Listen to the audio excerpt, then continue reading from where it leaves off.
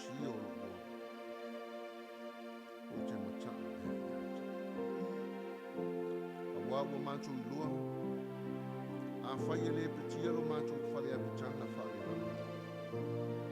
o ia te I mātou le whale mai atu o le whale e le whai e le whale bau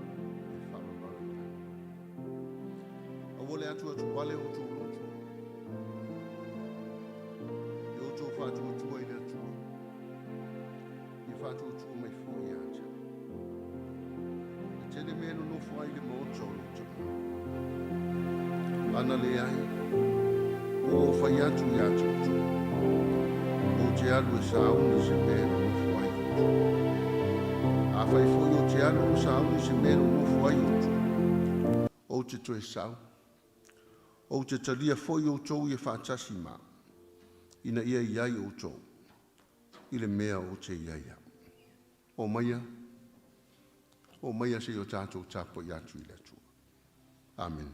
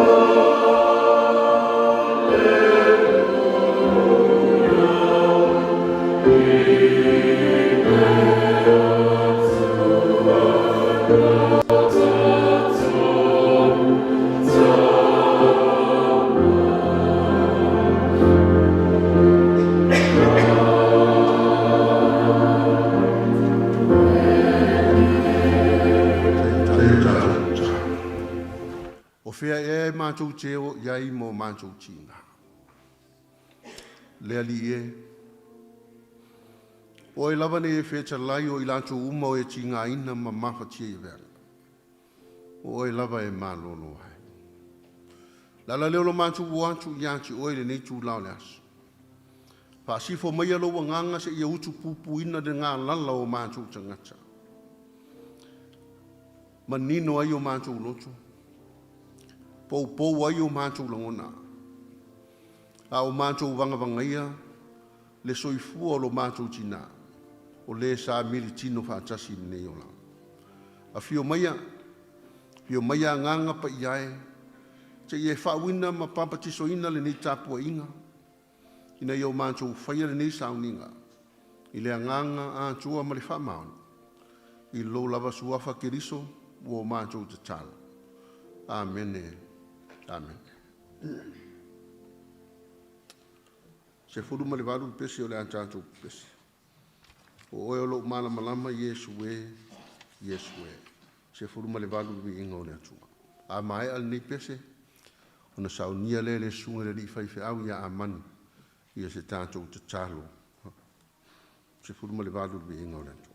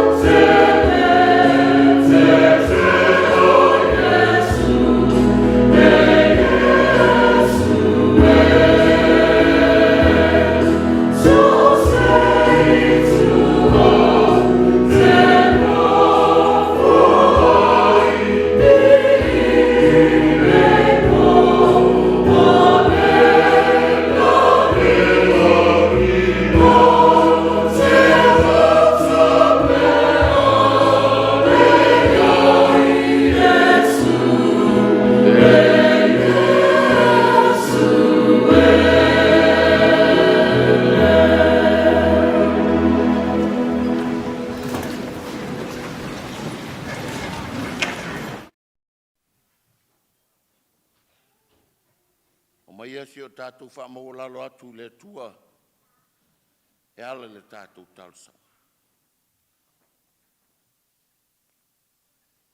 Le tua sinsiri e se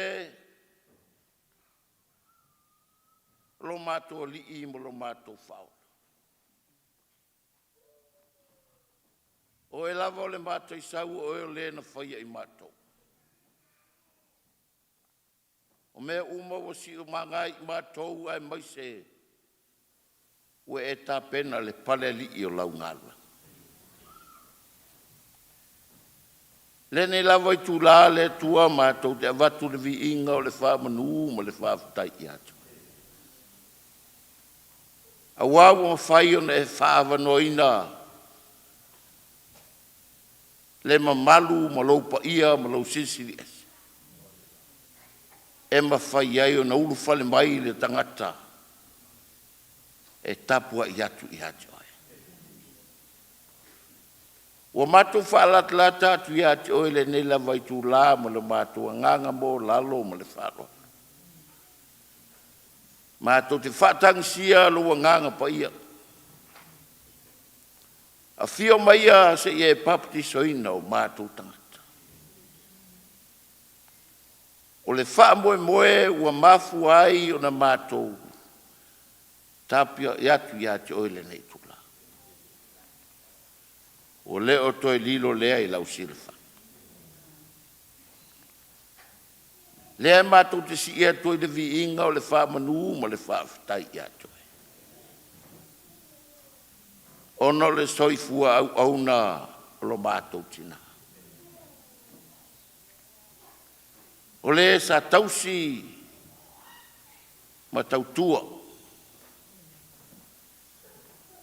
O le sa avea ma tina o le ngāruanga. Au leu e vala wina le tua. Wa lau pule faso mo lau pule fato e lea I ngata. Lea so bato poto mo so bato malosi. Wa na o e te sila fia le tu. O le tangata malona aso malona taimi. E iei le taimi e te whanawai. O le taimi e te oti ai. O le taimi o le fia, o le taimi o le whanoa noa. O le taimi e te ata atai. Ma le taimi e te tangi ai. Ale nei tu la le tua o le taimi o mātua. Vatu ai le vi inga I ate oe ma le whaafitai. A wā e iai le au ngā o lau vala au I lau au. E mawhai au na mātua toi tō manatu. Ma mātou whaapeane. A wē le siri ese o loa lofa ma lo wanga le lei. Tele o tausanga sa e fua I le tina. Ai le vaenga o lona soifua. Sa tautua mo lo finangalo. E peita I ele ingatai. Sa whaawau pēa se ia tau I le tau o e vala winai. Whamalo whaafitai le tua. Wai ui lava I whainga tā ma le whisou ina o lona soifua. Ona o mai matinga. E peita I le tua o e vala wina o e whamalo lo I a te ia. O toe fo I atu I ate oi. Whaafitai le tua mo ia wanoa. Ua mato moli mawina ai. Ina ue e tā pena le taulangola. Ue e toi tū manu malo ue e whato I lalo le oti ma le tunga mau. Ua mātou tali tonu ai o le tangata kewisiano. E iai le taimi e mātou te tū ai ma oero mātou tapa. Ua mai ona e tā pena le whale apitanga mo le tangata. O e lawana e whetalai a whai ele ai. e te alu e tāpena le fale mo i mātou, e te toi fo i mai. Tātou te o, tātou te nonofo mo e. Le mea lele mawhai au na vai na mātou whawhitai ma le mātou vi inga. A wāua mai au na e tāpena whātou anga i e vai, o leo. Whawhitai le tua i le nei awa noa. A iau ainga i tū te tele mai tū taulaki. O whanau, o ainga o tangi mai ala. E whawhitai le tua, ue e tofa ina le nei tuasu. Ua poto lau ainga, ue ua whai mai. Mātou te avatu le vi inga ma le wha manu i a te oe. Ona o le soi fua o lau au. Whawhitai tele lava le tua. Whawhitai le tua, ue e whawanoina le nei tuasu. Ina ia mawhai na mātou moli mau ina ai lona soifua. Whawhitai le tua i lou anga le lei whai pēr. Wai lava ue e vala uina le tina. A ue tu ua le to tele o lau ainga. O wō mai māsani o lau kalisia. Sa ia tau tua ai. Fo ia tu la ia le vi inga o le whamanu ma le whawhitai ia to.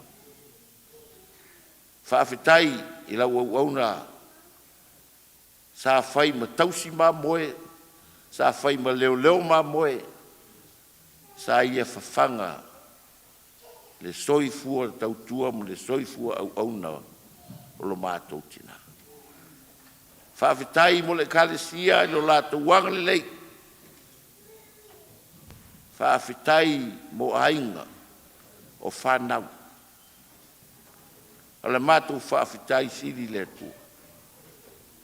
O le ngata ia ua fionga pa ia ua whai mata i ala ia i mātou ua whai masulu i o mātou ala e pei o le pese. O oe o le mālama lama o lo mātou ola le tua. Ai ua e tā pena fo i le tongi ola mo i mātou. Me le mātou ti whapeane ai le tua e. Pangalo wang le lei ma lo walofa. A ua vea pei mātou ma whaasoi sai lo whinanga. O iei taimi e mātou te whesea iai. O iei taimi e laati ai e mātou lo whinangalo le tua e. O mātou whaangalo ngalo o mātou leu siusita i atu. Lo mātou ta mā mātou te vala ua. O ani a leu mani, whale tonu. Pe iai foi se taimi sa leo ngatasi ai leu au na lo mātou tina. Le tua whamangalo mātou. Au mai alo wanga le lei, au mai le toto pa ia lo walo e sukariso. E sau ai so mātou le ato toa ma so mātou whatamala. Whamangalo le mātou tapua inga le nei tua so le tua. Whamangalo o mātou tangata taito tasi. O ani o mātou le ato toa ua e sila fia le tua. Mātou te le tau tō lau inatu. A wā ua lona e sila fia. Whamangalo lau mātou I whonga nei.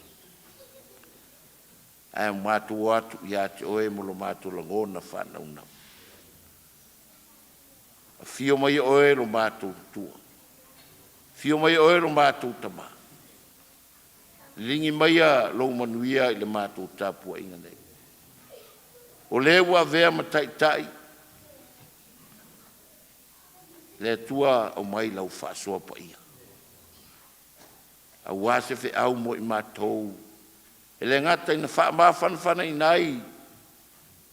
Loto whaavau ma loto tinga.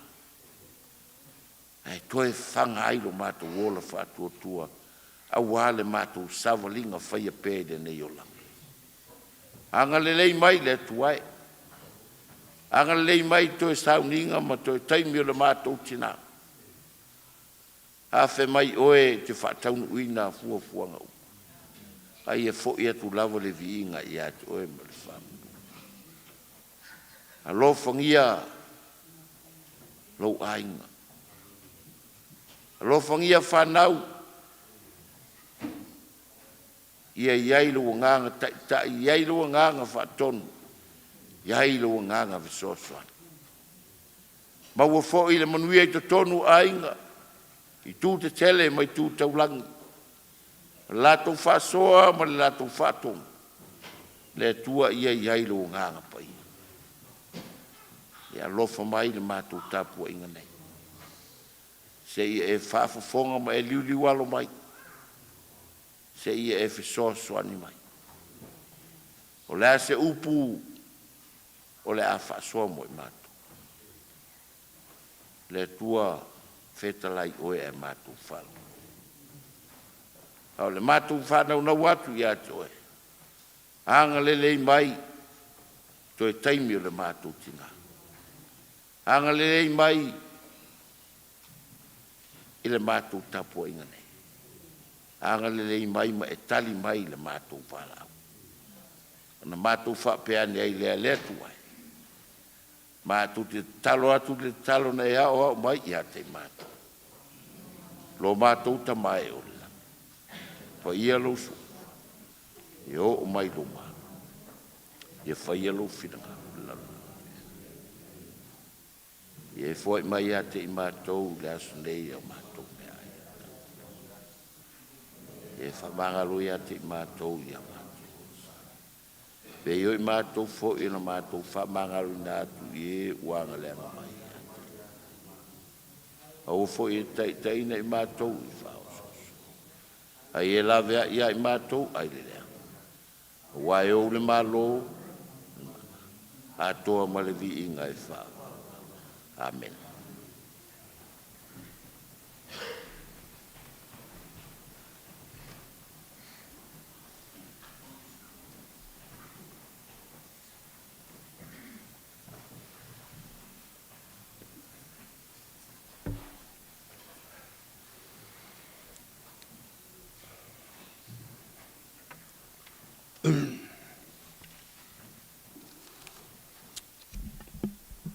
Tai lau sunga i le fi au mo tal sanga molia.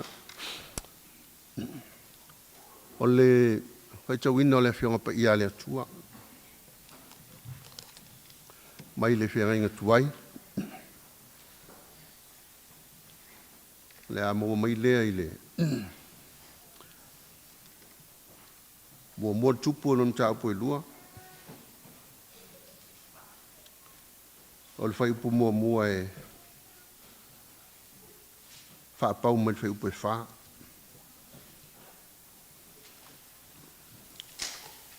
O mo tupu lum tau po e lua. Le a tātou fai tau fai awa wai. I euro o mai ala tu pa ia. E le soni mai fai ngatuai mo tupu lum tau po e lua. Tātou te fai tau fai lafua i mai fai upo mua. Se ia tau fi mai fai upo e fa. O le whaitawina o le fiong pa ia le atua. Ua lata o na po e oti ai tāwita.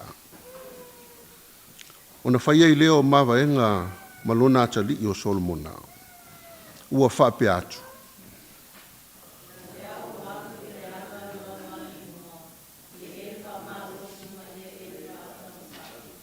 Ia e tausia fo isa uninga le alii lo atua.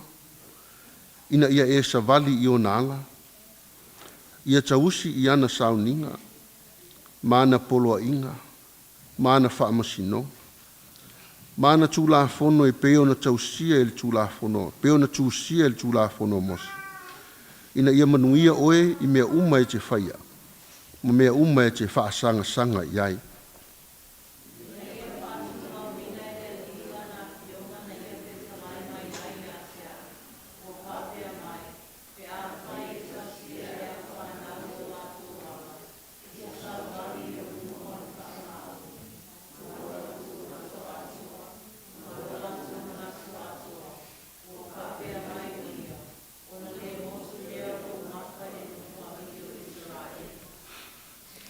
Tusi fai tau mai whianga inga fōu. Ioane e venga lia lon tau po e se furu mal tolu. sila ma whaafafonga o te whaitawina, mai le whai upo e se furu ma le lua. Se ia tā ofi mai le whai upo e se furu ma le lima. Wa uma o na mulmuluina e ia o lantou vai. Wa tango foi o ia i ona ofu, ma to e ta ocho, o na whaapea antu lea o ia ia te ilato. Wa uto i loa ea le mea wa o whaia ia te uto. Tau te tā ua mai au, o lea o ao, ma lea li. Wa le leifo i la uto e whai mai nā. A wa o au lava lea. O le nei. A whai o au lea li, ma lea o ao. Wa o mulumulu ina o uto vai. E te tau ona o uto fe mulumulu wai o uto vai. A wa o avatu le wha o ao ia te uto. E pei ona o whaia ia te uto. Ia whapea lava e uto o na whai. Taro lava i lea nganga o lea li e whapupula ma wha malama lama na fionga. Sa tātou whaitau ma wha longolongo. Ma ia tu maupe ia te ia le vi inga. Nei maso uma e o i whaavavau e whaavavau lau. A mai al pese nei. Ia ona tu watu leo le ava noa i mori mau. O e fia tu lai e ta tala pia le ava noa. I mori mau le nei aso. E pei ona iai le nei sauninga. Mana tua le ava noa lava le nei. Mo so se tasi e fia tu lai le nei aso. E mori mau le matango fio le atua e le soifua o lo tātou tina nei. O le ua mua atu ia i tātou. A mai ala le pese nei, ia ona tu watu leo le ava noa. Lima se furu ma le whale pese, po o fea se mea e alu iai, o au nei ma lo uti ngā, pe au te tuu ia te ai, o lau a venga whainga tā. Lima se furu ma le whale vi ingo le atua.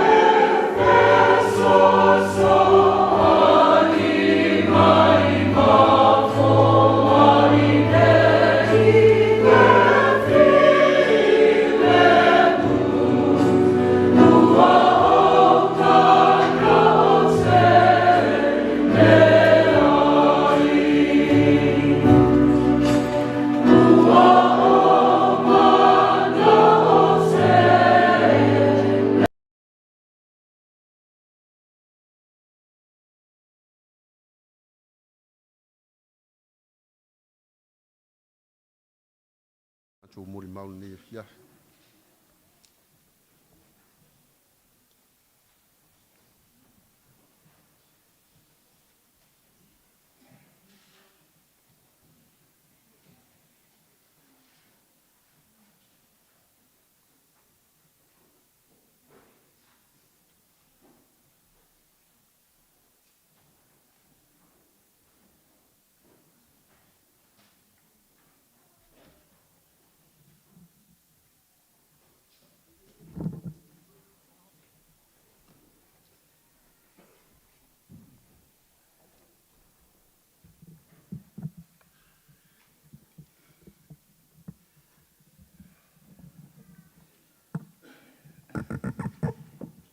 O te mātautia whātulo, le paia ua awhiwhia o le nei aso. O le paia mawalunga o ituunga lua, o ainga, paolo mangapa si ilangi, malu ai le nei ainga.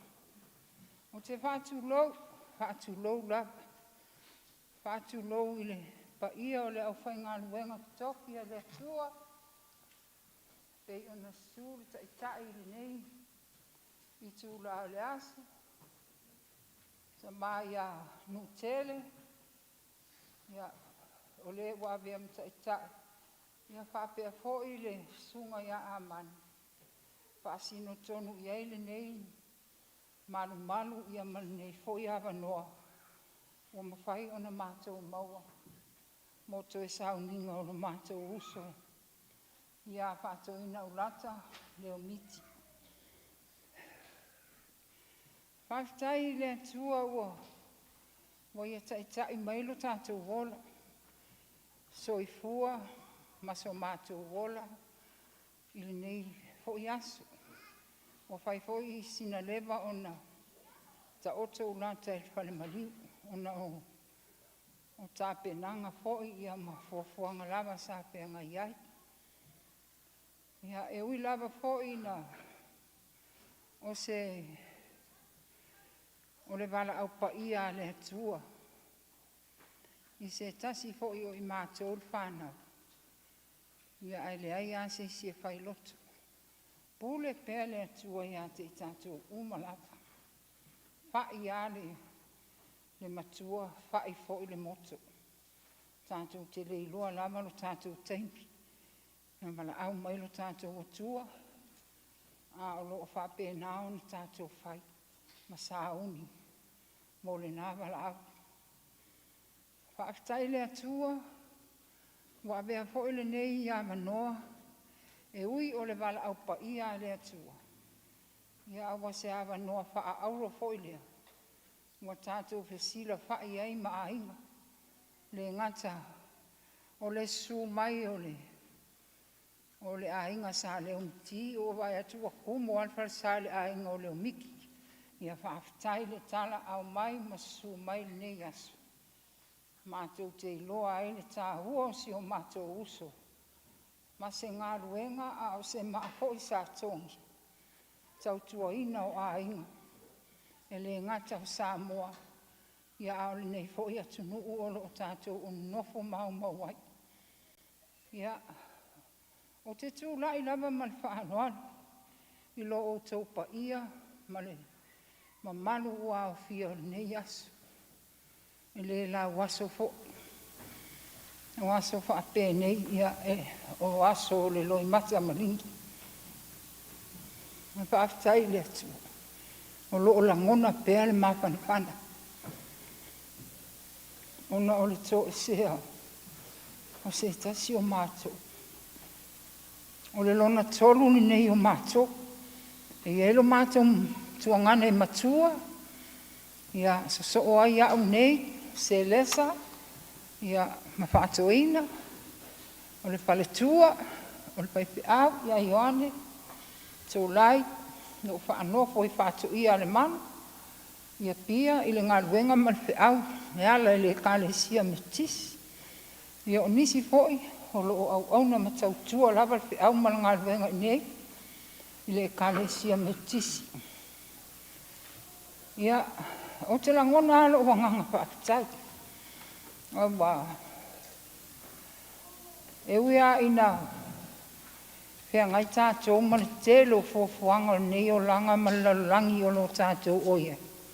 E a o mai loa mai. Ia.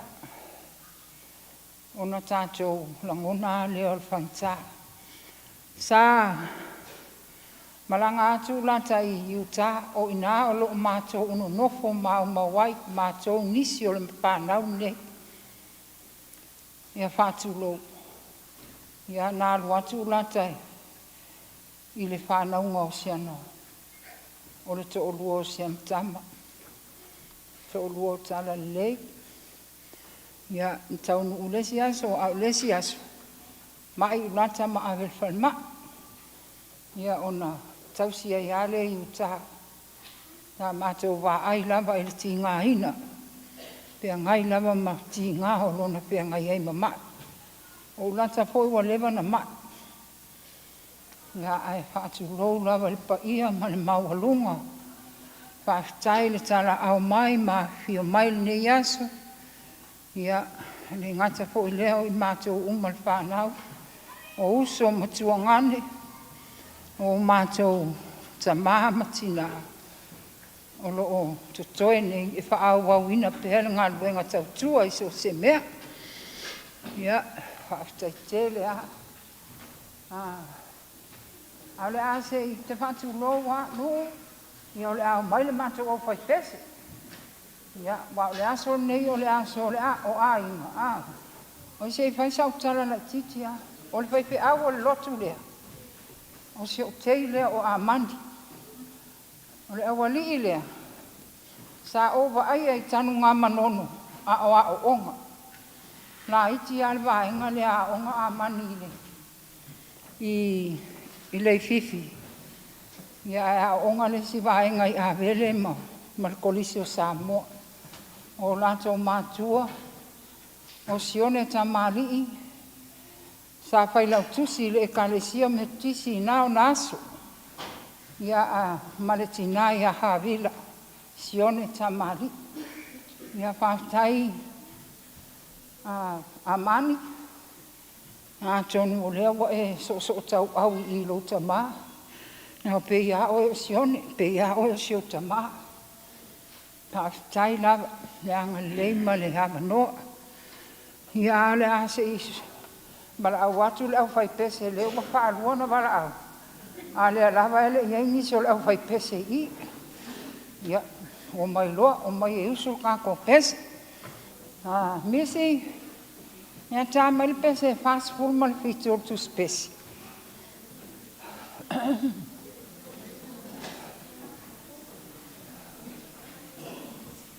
Ia a lea lau kua langa lai, whai anga mai le au whai pese. Ia mai ma i le au whai pese.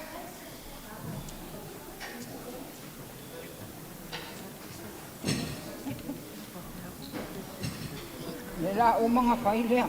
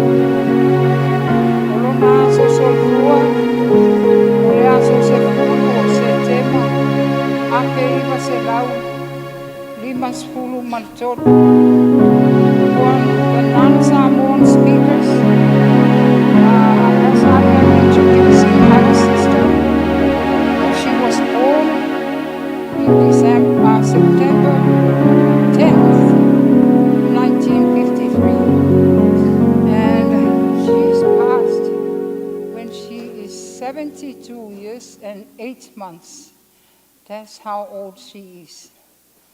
Thank you. O lona aso whanau, e whapea. O le tina mi o le lei.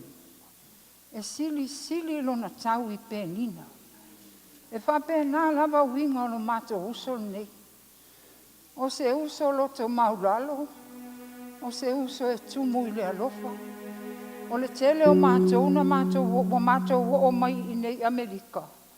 O no si o mātou uso nei. E tau whaasoasoa alana se leni na ua nofo ma Leomiti. A wapa se o tamaiti a mai nei whaingaluenga.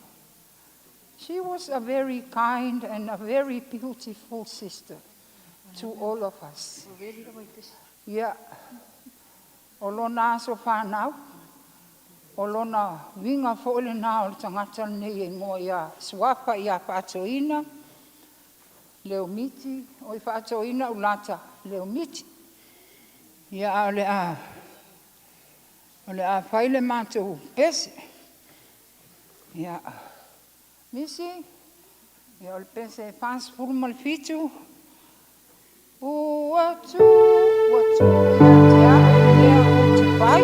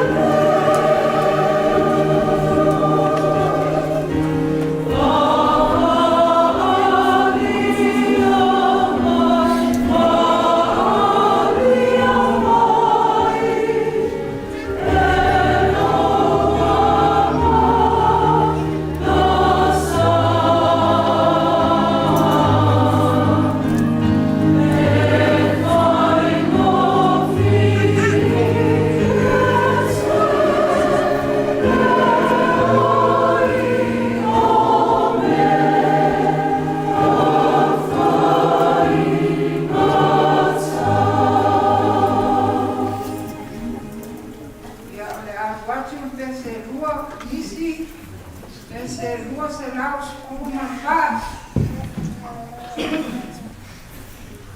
Ja, muss ein weil auch vergessen.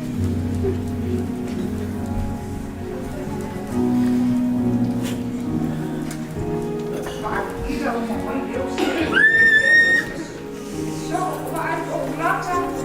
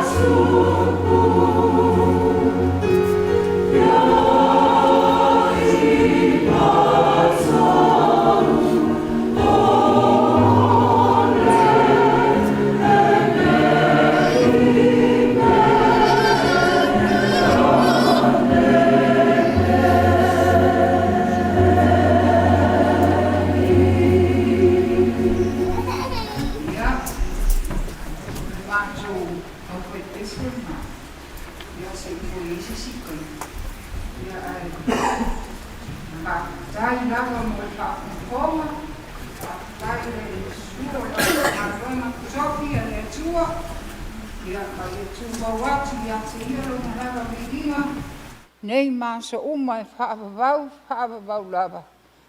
Amen, amen.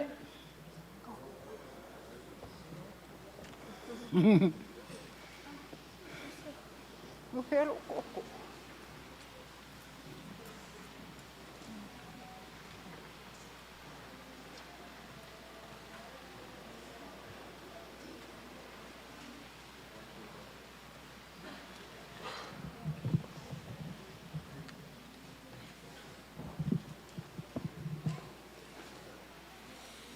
Ia, se I tampai atu fo isa wau mole mau pupu nei asu I mafutanga.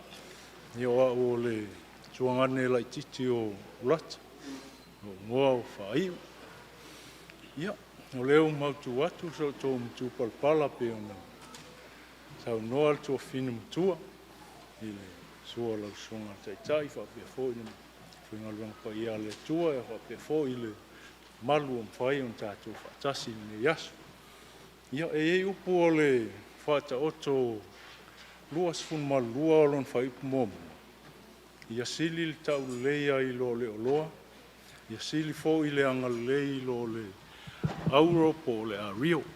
Ia o te manatu o mawhau I winga o nei tangata o Ulata. Ia pe o le whai upu le whaamtala I nai. Ia winga o si o tō whine lea.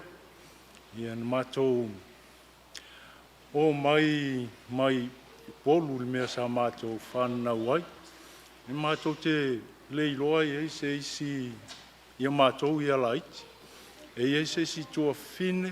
E iei fo inisi uso o mātou te lei whaatasi o I sa fotunu mea na mātou whanau ai. Ia e whaatoa mātou whitau I tutui. Ia, na amata ai le mātou mātanga ma le tua whine ia Ulata. Ia, nisi o uso, whapea fo I le tua whine tua le whatoa umalan mon mau. Ia, o le mātou mātanga. O tō mānatu ma o tō tilo I tua. Pesa I ese mea fo I le whapea e le fia po o le ele o iaise manatu o tua whine fo I le whape o mātou o nai ona tei po nai ona uso tua ngana. Ia ae ele iwa iaise me whapea il teimi ni mātou mafuta ai. O Ulata o stangata alofa tele ia mātou. Whaalava mātou. Mātou o mai ia o mātou fo se ainga tau ati na e o tau whamautūlo mātou ainga I tono tutuila. Ia o ia sa na o tangata whaingaluenga I tono le mātou ai. Ia o ia sa whaalawala mātou. Ia o whaingaluenga I le te le lopo si la fia le whale tau o le South Pacific. Tono nuul. Ia o nā sa whaingaluenga I le whale ofu lea. Ia mātou te ofu fou lava I te miuma. I le alofa o nei tua whine ia mātou. Ia, na alu leo le mātou mafutanga, ia, mawae le mātou mafutanga ina ua uswatu ia Ulata Leomiti. Tulau lava le pa ia o le a inga sa Leomiti. Ia, nāna o mai ai Amerika. Ia, a o mātou nofpe I tutuila, ia. Whai ai le tautua I tono a inga, whapea fo ia le tanga luenga I pawai. Ia, e no fo Ulata ine. Ia, e lafo atua na I se eleni. Taimi o mātou o lo I le I whainga luenga. O lo a onga lava. Ia, lafo atu lava na I se eleni o no lo e lofa ia mātou. Ia, se o lava ina mātou mafuta I nei Amerika ua mawae na I mātua. Ia, ua amata fo I o na ngaso solo mai nei atunu. Ia, o se mafutanga mawhana. Nto e mawhana ai le mātou mafutanga ma tina ia Ulata. Ina o tu malo le Ulata Leomiti. Ia o se tangata e alofa moni tono lo mātou a inga. O se tangata fo I ese whai a inga lei. Wha maoni I whainga o whaalawe le mātou a inga. Pea whai sa onga ma so se mea wha pena. O ia lava e taumwhai kolo uma tangata ina ia sao mai ina ia whaia le mātou whaalawe. Wha pēnā fōi e o lo o wala mai nisi o ainga o mātou tina, mātou tamā e polu i wha pē fōi tutuila. Tam whai lava ia wha mau popo ia se tupe ia e lafu. I leo se tangata e tele ni an tupe. Te masalo aina o saunga le mua ulata o lo whai ai nei fufuanga ia ma sosoani an nei whanau. Ia o se tangata e ave umana mea. O se tangata e alofa tele. Pea o upu fo in tomu ai le mon mau. Sili a te ia le alofa, le tau le leia. Pe fo i le anga lei tangata o mātou ainga. Ia wha pea so se tasi lau. Ia o temana. O le talatala atu o winga o le tina. Ia ua mawai atu tina ina ua wala mai le tua. Ia o te manatu. E au ngā lea mo i mātou.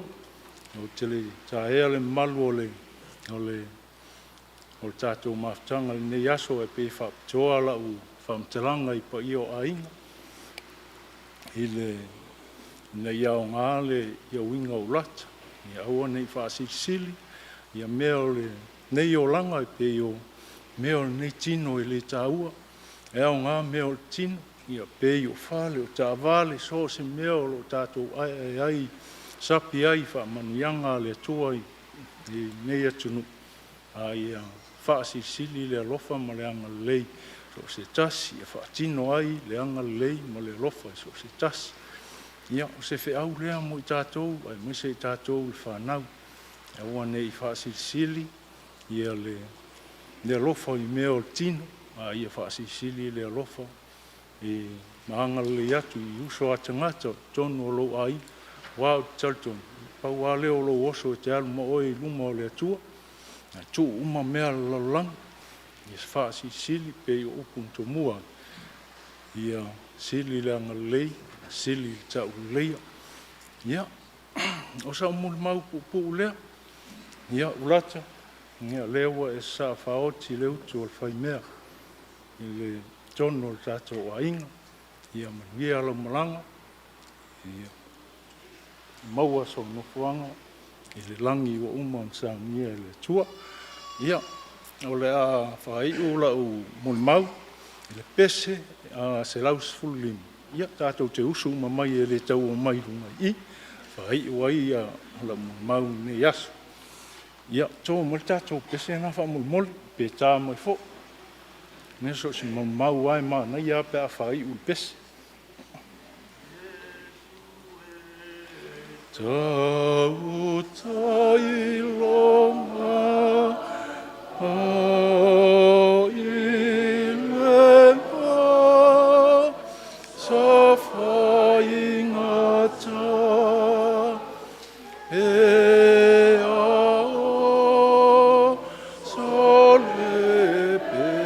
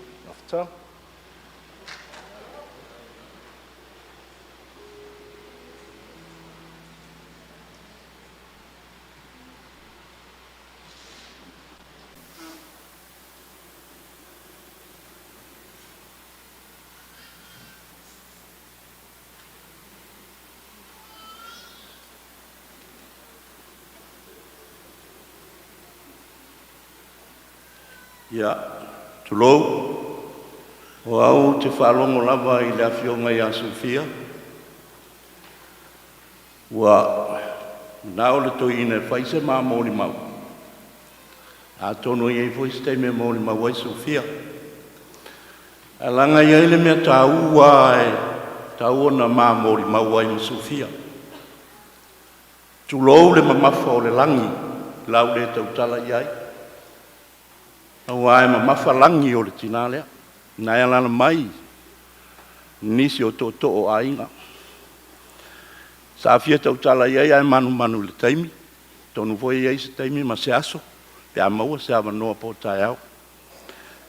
Ale, dau tuo se mea ua. Tasi iai le mama fau ma Sofia. E whapea. O le tina tali ti ngā. O le tina e tali ti ngā. O le pāmafuanga. Vai tau le nei o le lua o lua whā.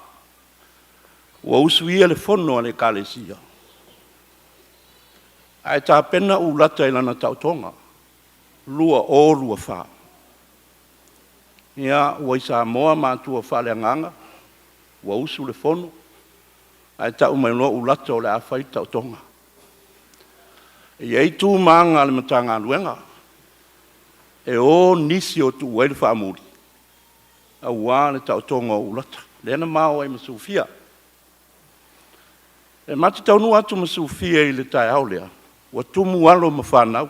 Lea lala mai alo ma whanau o ulata. Mati taunu atu I lunga whaasino mai le potu o iei ulata. Na mau fale lo lea ma Sofia. O lai... E mate o atu. O se vainga ese fo ina vai I le tai au. Anta apenas tau tonga o stangata. E iei le popole ma le atu vale. Tai au lea na maulu fale ma Sofia. No fole lei ma ia ulata. Ma mato tala noa. Ma fa tala noa ma mato tala noa ma ulata ma fa ilo iai. Alo faanga o mātua whale anganga ma le usu ngā whono, ua I Samoa.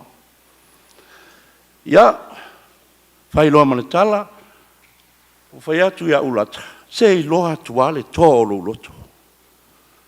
Na mao mai nei ma le popole whapeo e ta oto, I lunga o sou moenga e tā penga o e mo le tautonga, ale ma teo mai le te sau whai. O le upua ulata, o le whatua tua, e ma whai ai mea uma. Upule na ulata, na whai mai a mau o Sofia. O no whātolo lei a ulata, ia le lei. A la whai a umasui o le whai whi au. E whai se tātou tāla sanga. O na e sa hauni le le tautonga. A la mantou tāpua. Whai le lotu. O le tali ta talo a ulata. Pei a o lai whai tonu o le saunginga le nei. A mene. Whaafitai Jesu, alofa mai Jesu, angale lei, mea uma. Ia wa uma loa, mātou whamawai ma Sofia, ma whanau, mātou mei loa I le potu tā lia le taimi o la avelon tautonga. Ia, ua mātou o ma le whanau, mātou poto I le potu tā po iai, ia ua whai tautonga. Salo pe lua I tūla. Le umi o le tautonga. E latu loa ma le ave ai. Ia lala mai ai lini. Ma alo ia ma whanau. E latu le fō mai o le upu a le fō mai. Ua tā ofi le tautonga o ulata. Ua le ngawhatia lo na malos. Le upu lea. Tā ofi le tautonga o ulata. Wana le ngawhatia lo na malosi le tautonga. Nisi o vaenga o lona tino. O le mea ua tupu, lau e le whanau. Ngala leo lo tu e fia whai se tala lea. Lau e le whanau, ma nisi na mātou iai.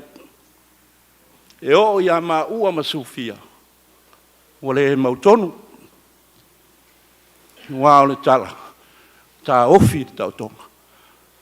Ia, no fo mo te talo I le li. Au maia se upu se ia batu. Le hanga ufe tangisi le whanau. Ia utuloa whai le tala. o mai. Vai o tōu. O le li poti lea fo ma. Ua ngata ai I no lātou poto male ata mai. A alfasiri fea le atu. Le whalongo le whanau. A muta ai I fo mai. Tua atu le atua le nā. Le atua le nā. Aua tau te loto vai vai. Aua tau te popole. O le upua ulata na whai mai a ma ua masufia. Ma losi le whatuatua. Ia, ngā uma, whaloto tele, whaile te tala. Mato nofo nofo. Pe āmara a whai tūlā. Maua mai lore tala ua toso mai ulata. Iana mai lole ulata, ilona potu e laeta oto ai. Ai o mai ai lini ma tau wā, ma le whanau uma ia ulata. Uma le nāo atu loa whai mai, o mai lo o lua e o. Mā muli mai lo masufia. Io e sa vali atu le whanau e la ue, tangisi. Mā o mai lo masufia. O le wa ai le tau toa ulata. Moni le lei. A whai e whetangisi, ua sala ina whetangisi. O le tau toa ulata i lona tino, o mea umana taha pena e fō mai. Tinga ina.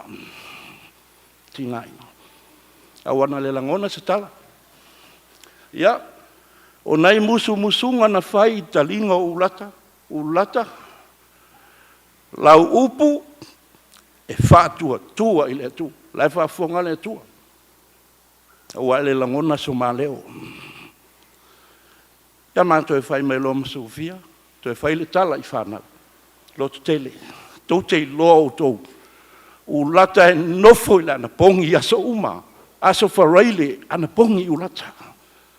O e whai le nā, ni ana o mai lo le whanau. Tato whelongo na i le telefoni. Ia, wale e mapulu wala au, mana tua o lai sa moa le usunga fono. Tali mai lai manuia. Ai lini wa mai lai manuia. Ai lini wa mai lai manuia. E uma le vai aso na na o leisi vai aso ai lini wa mai lewa te mai tua. O to fa fonga lai. O lata lewa i tua. Ia, vai mai noa. So mai tai a festa to fai ngā lotu. Ia, mato atula, mato fai lotu. O le ala lea o lau tala. O le tinga e tali tinga. E winga na nao. Ia mato poto ma whaiu, ma inga de whainga lotu. Sa ulata, siona leo malua. Whai mai, whaftai lau sunga de whailau ngolotu, e whamuri. Ai mai se lau sunga fono. Se wo manuia, wo malosi.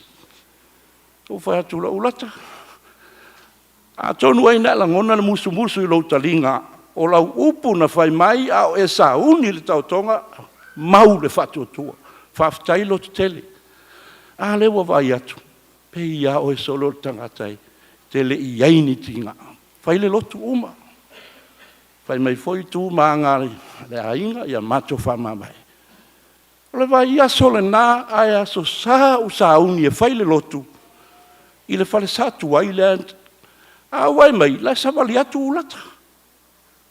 Na sa vali atu, o atu marifana. O whapea, o isole. Na au mai nei le tala. Ua tā ofi le tautonga, ua le ngā whatia e le malosi. Alea. Ma whiloa i maulata le sauninga i le sa. O atu manotoa. Manono te tele i le ri. Whai le lotu uma, ma tō whamamai. Whapupuri tala. A whai o le lua o lua wha, uma le lua o lua lima, lea ua o mai le vai tau le nei, na ta oto ai ulata, ia na tango le whai tauane. Lea le umi lea na iai ulata.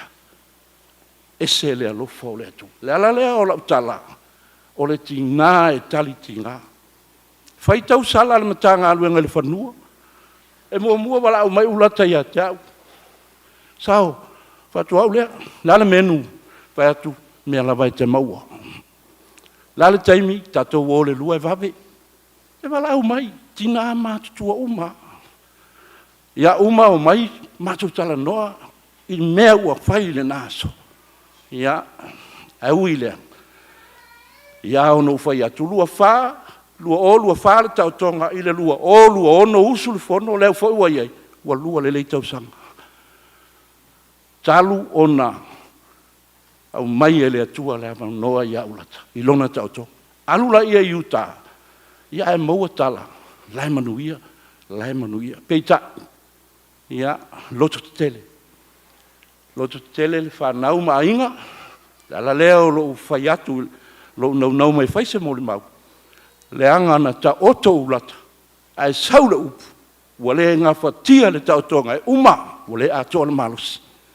Alea, le utato i e lua ono, taimi tonu ale nei, na whai e lona tau tonga.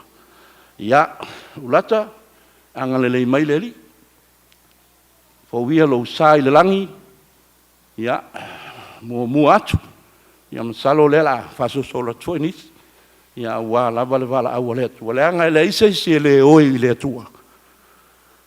O le taimi e vala awa i e oi umatangata o au le nei, tu umena sau, e oi umatangata, le isa isi aloi. Le alau wala au le atua ia ulata. Ia, vi ia le atua. Manuia, sauninga o le nei afiasi. Ia, e mai se ona na toea so hatai au. Whaftai.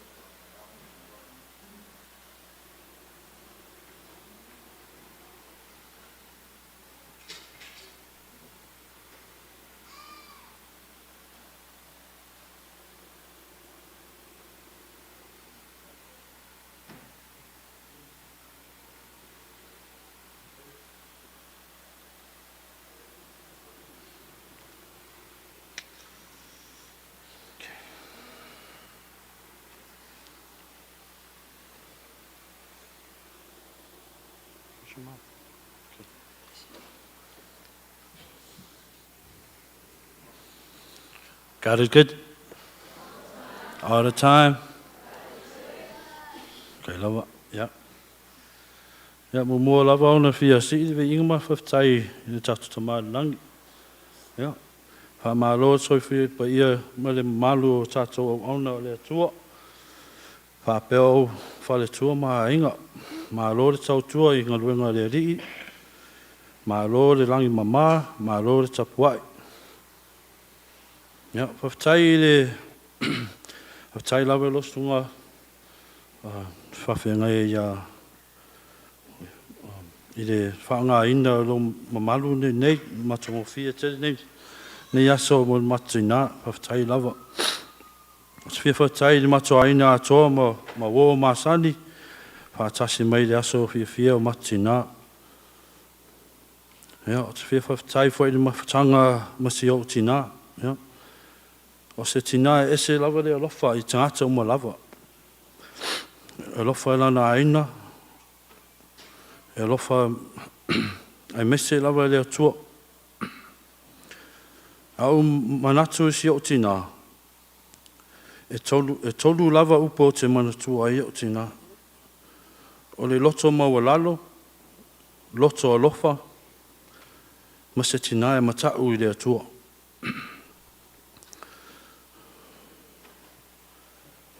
Macho mawhatanga ma seo tina taluna na latu i Utah. Mai nei a tele macho mawhatanga ma seo tina. Nga alu atu i le whanaunga seo pepele o te wila. Kasia le aso nga macho momoe i whanmai. Ei, oso lo mai mai macho tina. Ia, tau fia e la i whanmai. Talu mai na temi ia. Alu ia tama fai le rehab le se me fai fa malo si au iai le lava se me ngale loto tele e te matutina. Tele a tala e whaamalosi ai.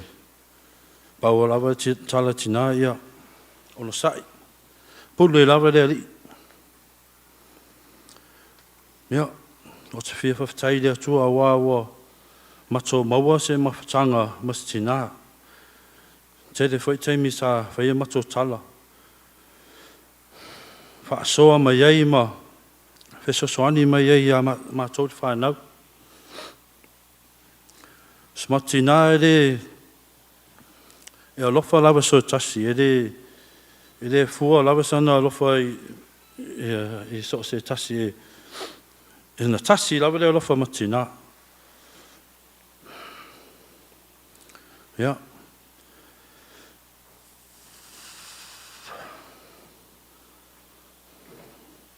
Ele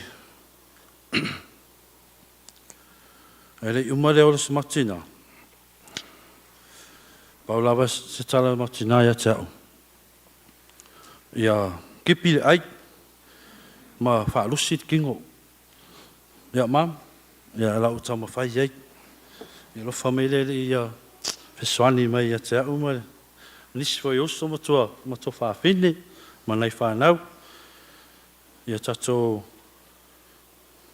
sa eri pēr lea tua, whaamoe lea tua. Pia whawhitai a lava i matua ina, o loo sa malang mamau mai. Nisi foi o loo lata mai. Sia uso leo Yose Leomiti, matua lea whangaunga sia uta maa. Ia, ma lo lava malanga manuia mai, mamau foi mena e sau ei. E mai se foi si tina ia se fulu. Mamau foi mena sa malanga mai ei. Ia matato aina uma lava, whawhitai lava tō ala lofa mea te mātou, matou tina. Ia, tali tonu paule sa upu, ia, e reise mea sa tusti. Ia, ai se i whai atu se tala se whanau. Tiana? Tai lava.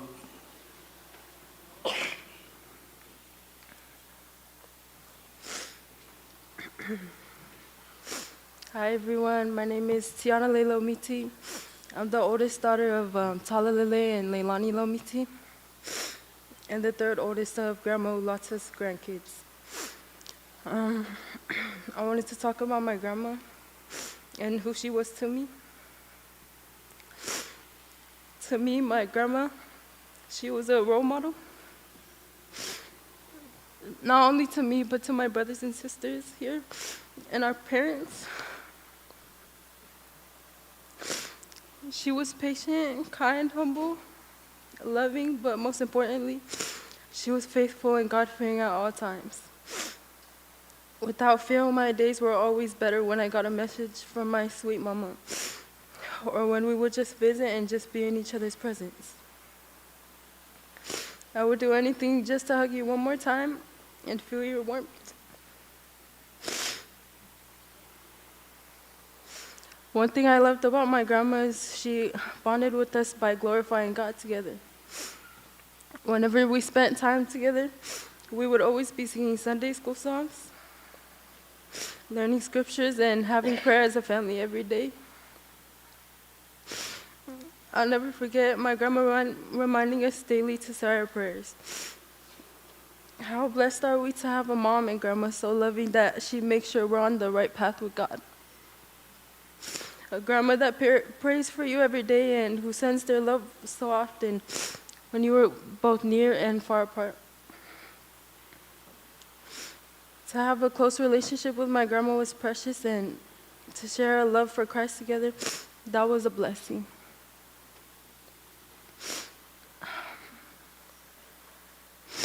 Mama, as we lay you to rest, I realize that you're no longer going to be here every time we get together.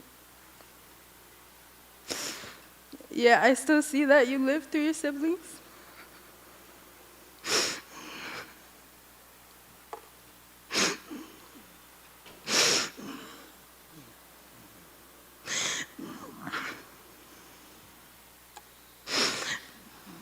you still live through your kids and your family, and I just know that you're still here with us in spirit.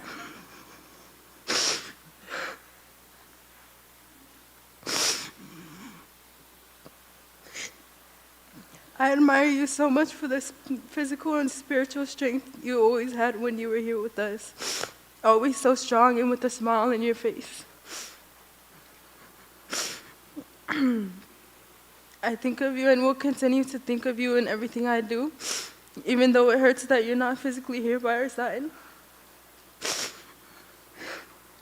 You'll always continue to push me to do my best every time. I love you so much, Mama. God bless. Thank you, everyone, for coming to celebrate our mama's life. Thank you to our parents, always working so hard, and our family who came and showed up every day for us and our grandma. And last but not least, thank you, Jesus. I love you, all of you guys, and I couldn't be more grateful. And yeah.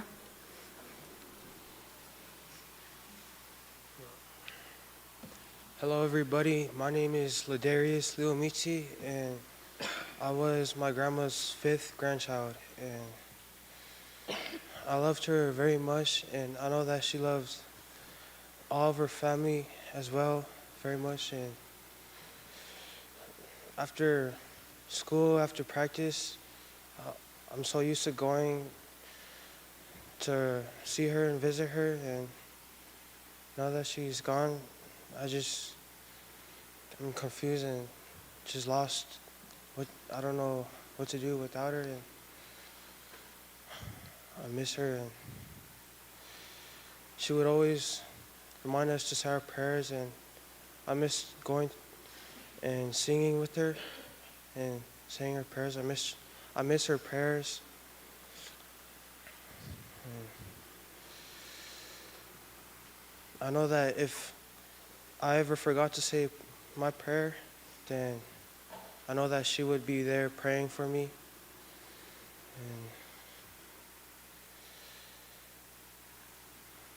And I'm glad that she's not in pain anymore, and I know that she's in a better place now,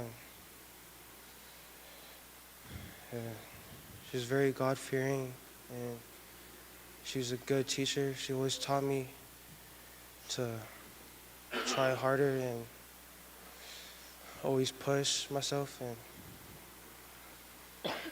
I'll remember every lesson that she taught me. And she taught me to be very loving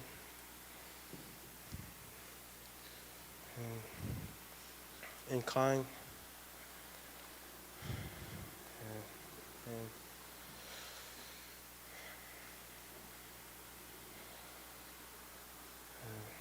I know she's in a better place now. And I like to thank her for everything she has done for me. And she's always there for me and my family. We can always count on her. And yeah, I just want to say I loved her very much. And I know she loved all of her family members.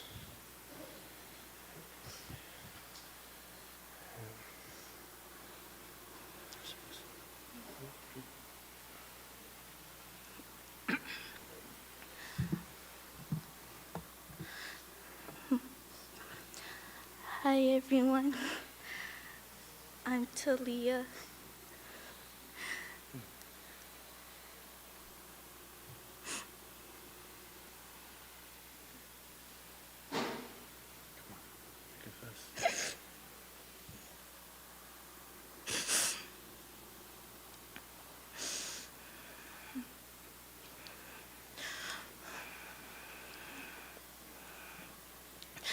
Losing my mama was really sad, but I know she kept fighting for us.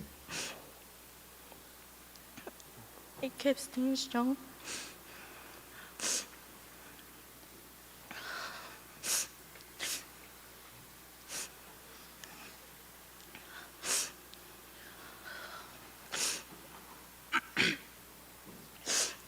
My grandma was one of the biggest prayer warriors, and her prayers always came from her heart.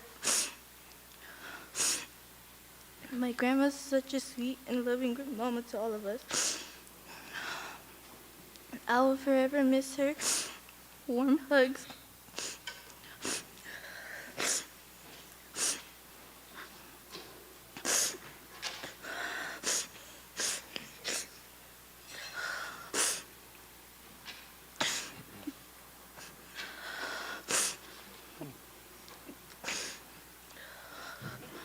I would give from her. I will miss the family prayers used to do with Mama.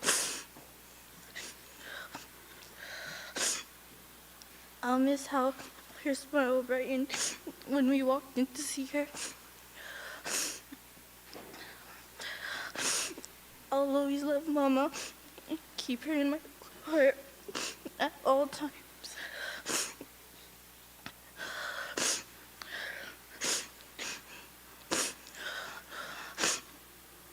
I will never forget her and will always cherish her.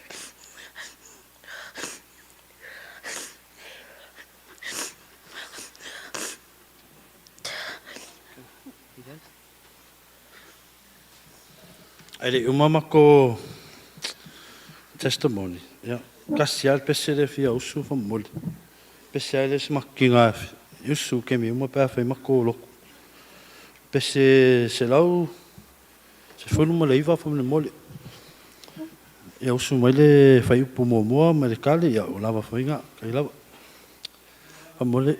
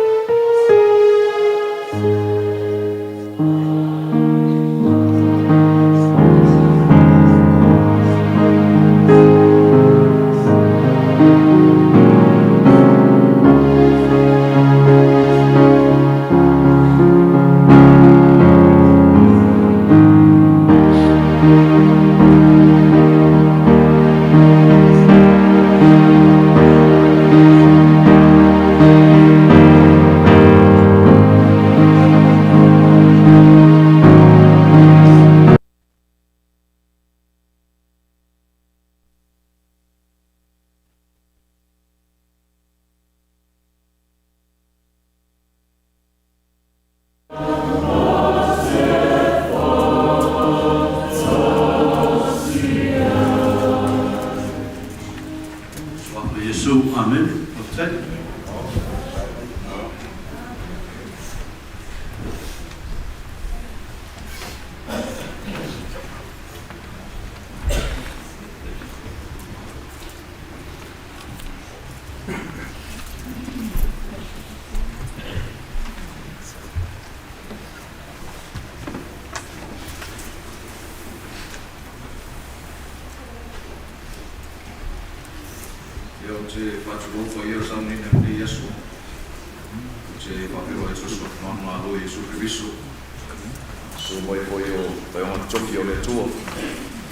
Tsa yone yaso le nu tele vaina por fonga fel snoti malo soi fua malo lange ma foi lau sunga va pel fatua sa inane foi tsa yo le nei tuon tanga luenga ya mani mar fatua e mai se foi fili tua lo tato ma futa pel fatua malo soi fua maua malo lange ma sfa felo i foi jos man malo Yesu Kristo pa ior soundinga nei yaso ya inga ma o me o tato mafuta nei aso maro soifua e me se vol fatua mlanga mau mai sa mo e pa pe foi tamam tina tato mafuta nei aso se o lava yusum to fa fini tato mafuta nei aso e o to sisira mai a sale se manatu e lona lava matmuli tu la inunga e fa se moli mau e o nei o to luo ai lingi o male luas furfa tau sanga talo na mano no fo mailing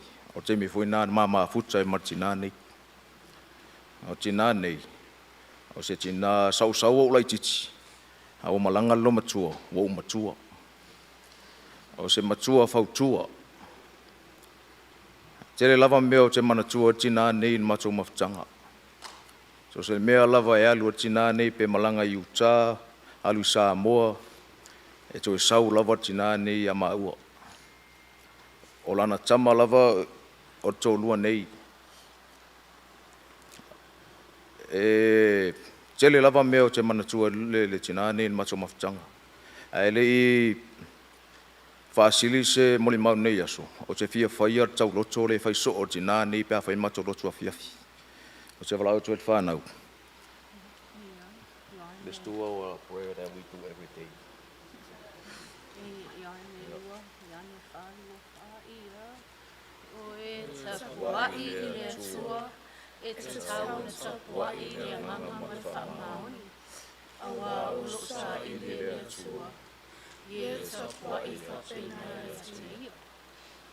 Salamo. Tolu fa, tolu. Salamu tolu fa tolu. Ia o tau fa ne atu. Ia rihi fa tasi mau. Ma ia tau vivi I fa tasi I ono sua.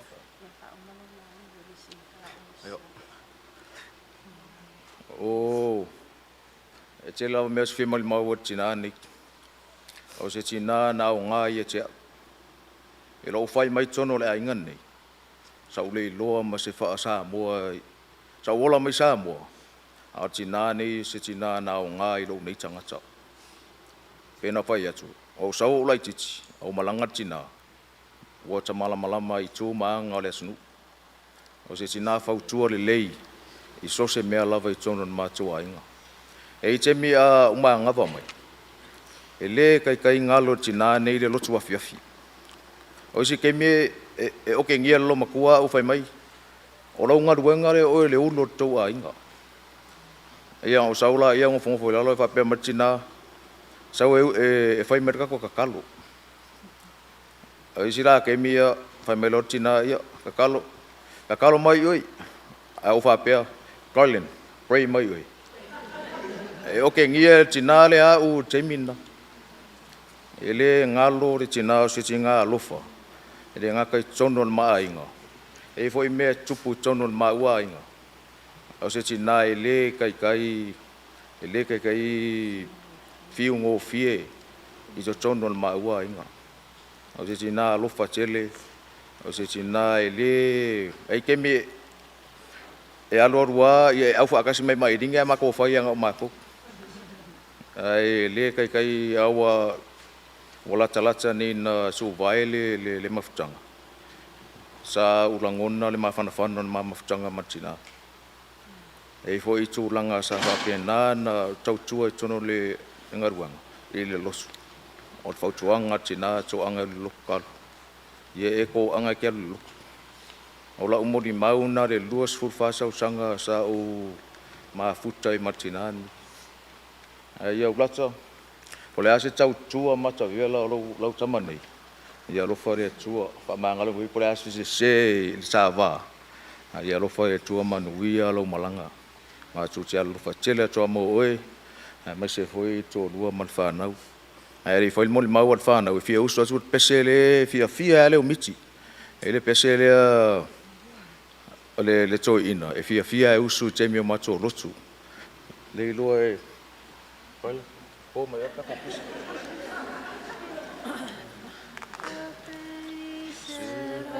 Oh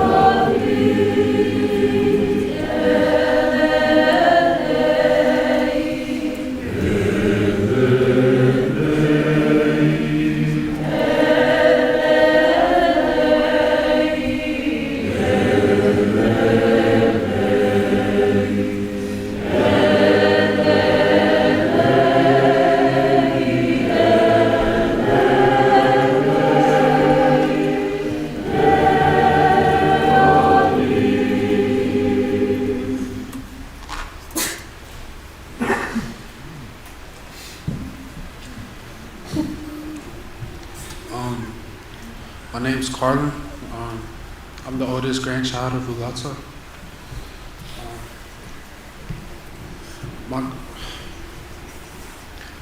My grandma always taught me how to be. She always taught me how to be strong. She was always telling me how to take care of my parents and how to help them out when I was young.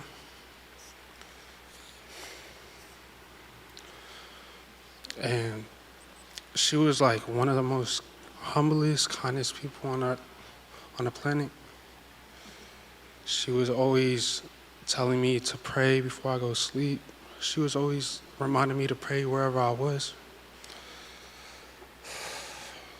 And I kind of took that for granted when we were young in the moment. She was like one of the main prayer warriors for our family, and she will always tell us that she's praying for us wherever she's at, wherever we are, and making sure that we're safe. She will always leave voicemails, and she will always check up on us. I just wanted to keep it short and simple. I really am grateful for the person my grandma has made me and the people that she has surrounded me with. And I wanted to thank the family and everyone around for coming to help out and support. And that's it.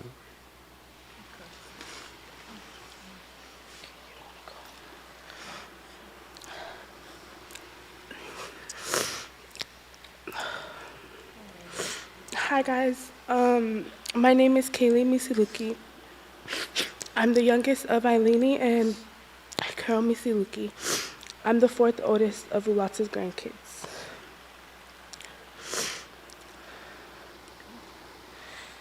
To me, my grandma was my protector. Growing up, I was always the Ula Valley kid.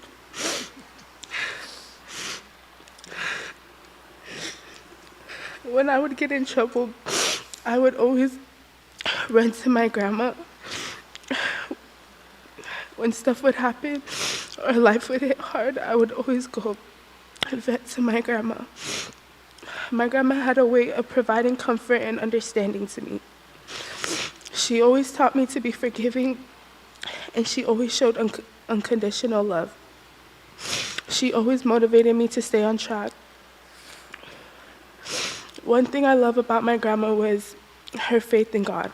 She was our biggest prayer warrior. There's many words to explain my grandma. Like Carlin said, she was very humble, genuine, and loving. Through God, she taught me through her actions the power of prayer. She would always remind us to say our prayer before we eat, we sleep, and when we wake up. My grandma has always taught me to stay diligent in school and be faithful to God. She would always wake me up for school to call me to make sure I would make it to school on time. My grandma would always remind me to say my prayer and thank the Lord for what He's done for us. My grandma's faith in God was her foundation of life. I will forever have you in my heart. I will miss you. The absence of your presence is felt deeply. My grandma has been sick for a while now, and she always seems to pull through and stay strong. When she got sick in Utah again, I thought it was just another sickness that she would pull through again. I still can't believe it, and the absence of your presence is something I yearn for. Knowing that you are gone, I would continue to stay diligent in my school and say my prayer. Thank you everyone for coming to celebrate my grandma's life. I also want to thank God for everything he has done for my grandma and us. I will love you guys. Oh, sorry. Love you guys. Thank you guys all for coming. Ia manuia lava le to sauninga tina ia male. So man malo Yesu Kristo. Amen.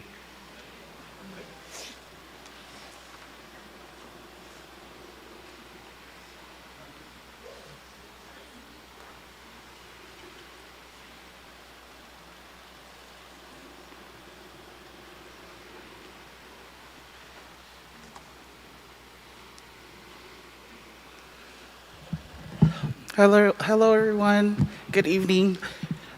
Anyone hungry yet? I am. 4 more hours to go, guys.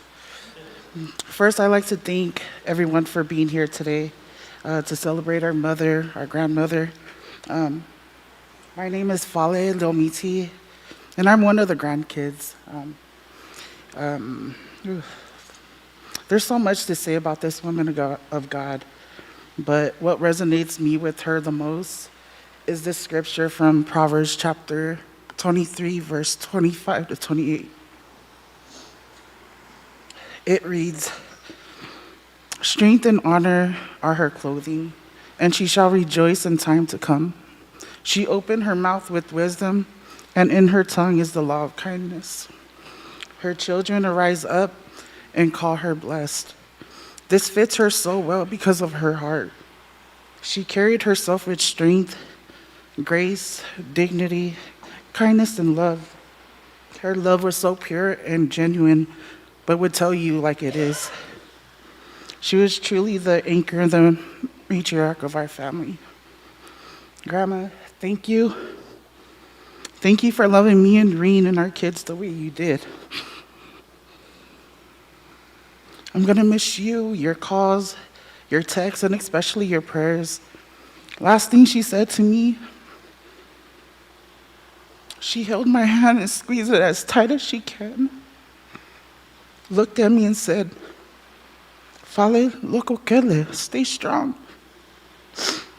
Love you, take care, and God bless." Trying to catch each breath. You'll forever be remembered, and we'll reminisce about the good times, because that's all we have now. It's never a goodbye. It's always a see you later. So Grandma, Wanwilo Malanga, we love you, and until that sweet day, we'll meet again. Thank you.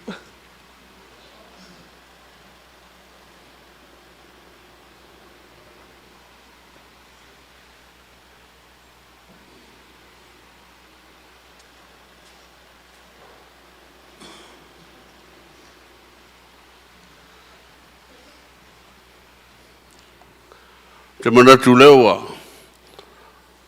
wa sopol man vale paia de saminga fatu lo watu le paia de langi de fatua a meja de suar fonga snot la suga no tele mar fatua ya no aya nga te leo paia lo fenga luenga malu nei au fia ele aise tapenanga nei aso fa pe sa we fa se bon mau a wo se vadi mai lava o fi o wa tu ele ni se do fe pese se o so ni pa u lo ma lu su fia ile langi no sa ningo tina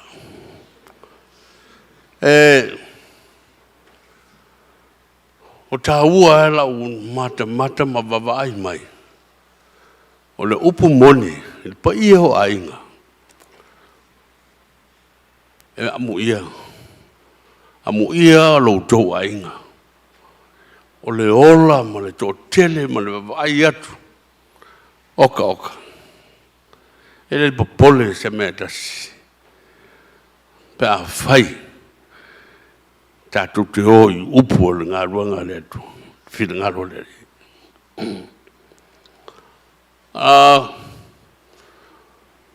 Iai whale o lo matu whale, whonga whale rua. O lunga iai lo ua whine. E iai asia na ua whawhine nā, e whainga roa whātasi. lo wa te li le sa fai mai tua. Ora I titi lava o te manatu po le tolu tausanga. E sa wali mai la lo, e a ngai mai lunga le whanga whale lua le mātou te pena umai mea uma. Tau singo le ainga, whailoa ai ainga, e whai ai a mātou sauninga I lotu a whiawhi mo tai au. Tau ia male sa wali mai a le whawhawhine. Tau ia lei amne osa mai lo watari, wha mai lo wa. A tua lo watari ti tilo, ngai mawa lunga le whawhawhi. Wha mai le upo lo watari. Ai ua poe o keo. O le nei aso. Ese le mantango fie. Sa lilo I manatu e tumu hope nei sa uningo le tatu tina. Fia lava e whalongo mai. Ma wow, fia tala noa lava. So soani le whanau. Whanau o le paia I ainga. E se le manaia. O mana tua I lava. Whamalosi le a Paulo I le Filipi le wha lona whaubue wha. Whamai upu nai ai. I au tau oli I le ri. Aua le au noa. O te toi whai atu. I au tau oli. Le aso fia. Le aso whawhitai ai lumo le tua. Mana tua lau loto. Se tasi o tala. Ma ua mai se tasi o atali. O maliu lon tama. Ai maliu I lo latu tua oi. Ma se tasi o ainga. Ua tangata valeina se tasi o tama o lo tua oi. Ma fua lava I whanua. Na sau leo le tama. Whai mai. Tina. O te whiewa ai lava le tangata leo na whasio tia lo tama. Na ole ai I le ainga ma na o al tama e whiewa ai. Whai loa I ma le tama. Ai whai mai le tama. Ie se mea te mana oi. Ai whai mai le na upu. A whai o oe na whasio tia lo tama. Sau la oe e whai mo mato tama.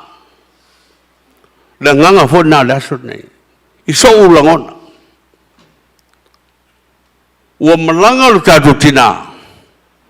Ua malanga fo I male tama. Sau la oe whai mo mato tama. O le whanua o le matou ainga. O le tāwale so whanua. O le nufōwha tāwale vale. Au ia. Tau te le popole se metas. Soi fua le tua. O loutou ta mama, o loutou tina.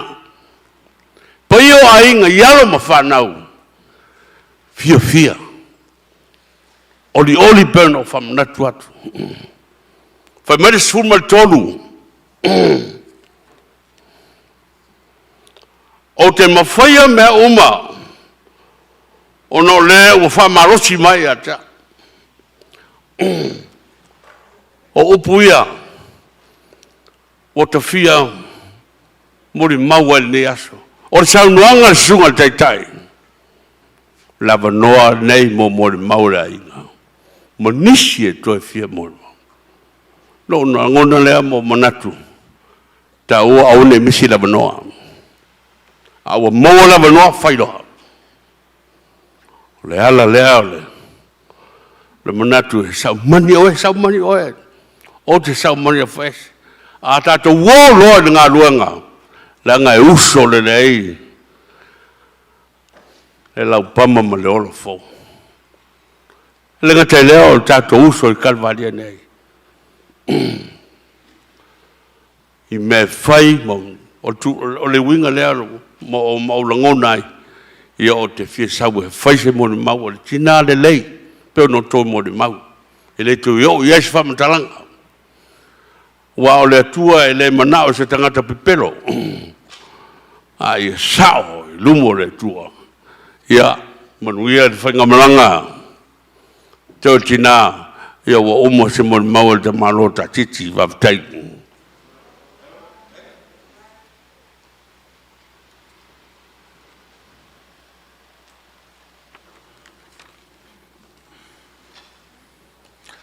God is good. All the time. Yeah. Tu lai atu male falualo, idu mole nei malu. Yeah.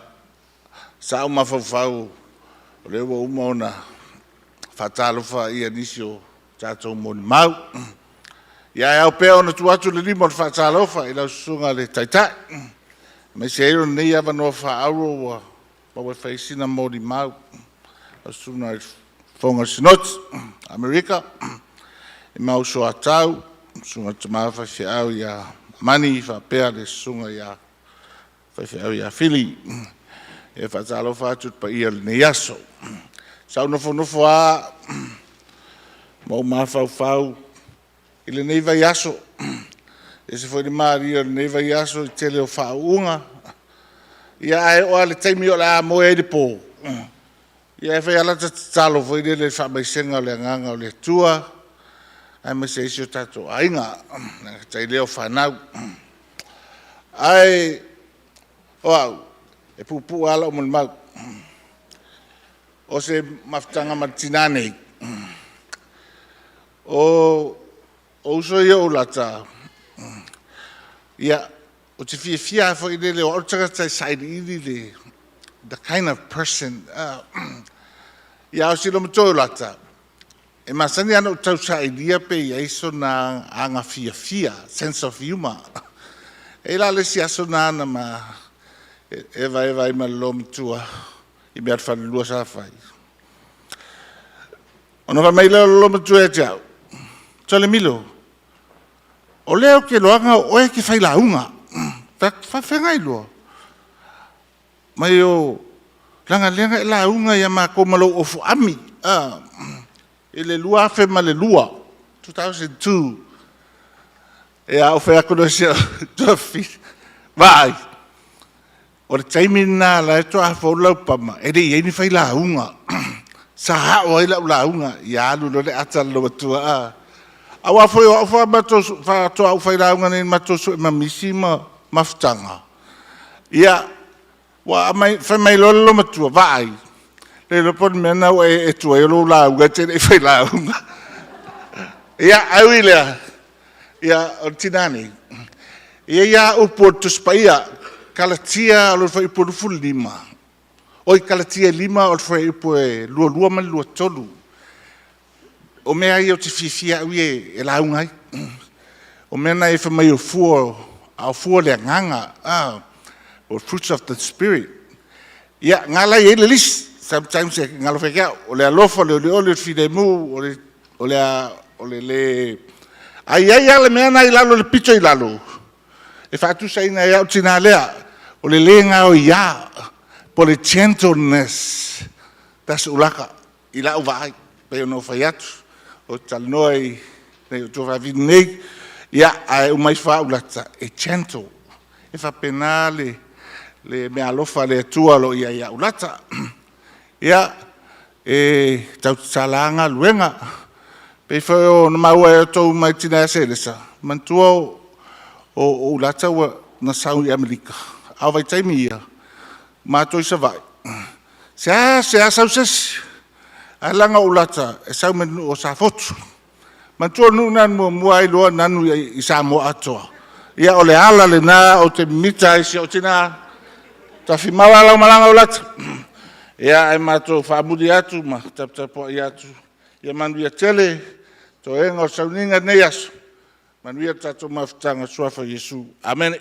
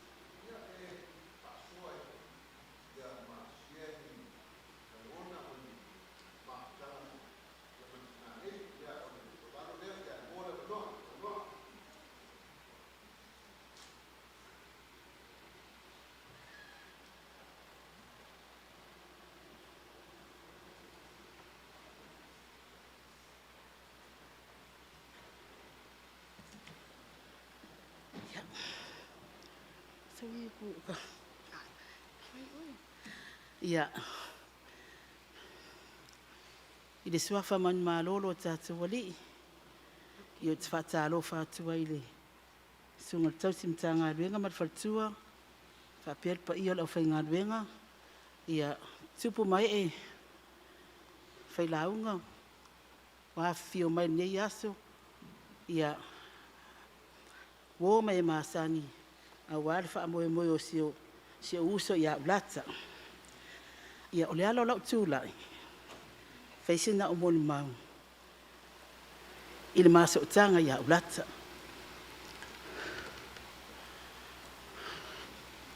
O le tina Ulata, o mātua Ulata. O Maiava, a Pelu, Ferretti. A o lontina, o whaata walofa.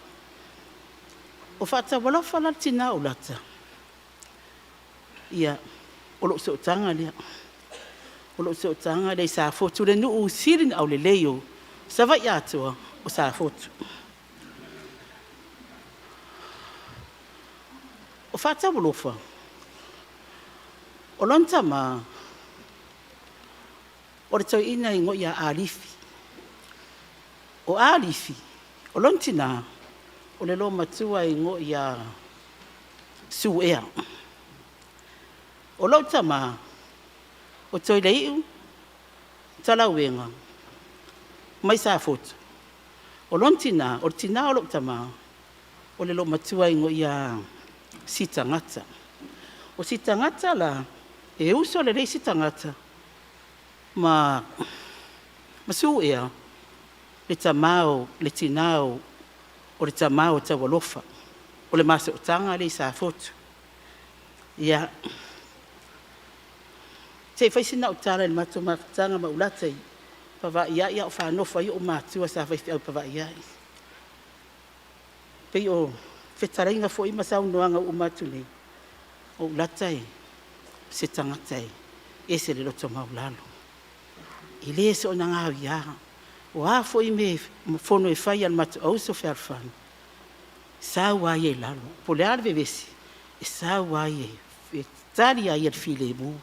Ona ngona ele le vat mata mafuta ia e fai malanga mai lo nei le la fata mata toi felo ai nei ma Ulata masiana fana ia fa pia foi na yo uso na yo ainga o lo mata mafuta nei ia ile nei tu o nei la langa lo tato ia sia o tala pupu atu na tu sa mal malo so tanga ia Ulata ona olona tina o le tino mo ni nava o sia o tama. Ia, ala usul ma pese. Fa uma tuai la mole mau. Se la uma le lua fa mole. Ia. O mati munga. Mo mai lela. So le fia maletinga. Amo sataro mapulele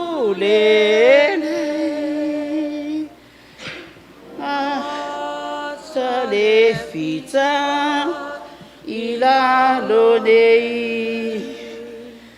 luti ipuava so lele so le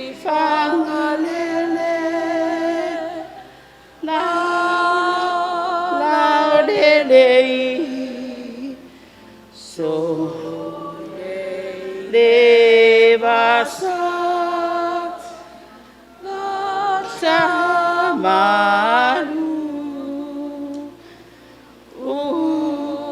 malu tia mafilemu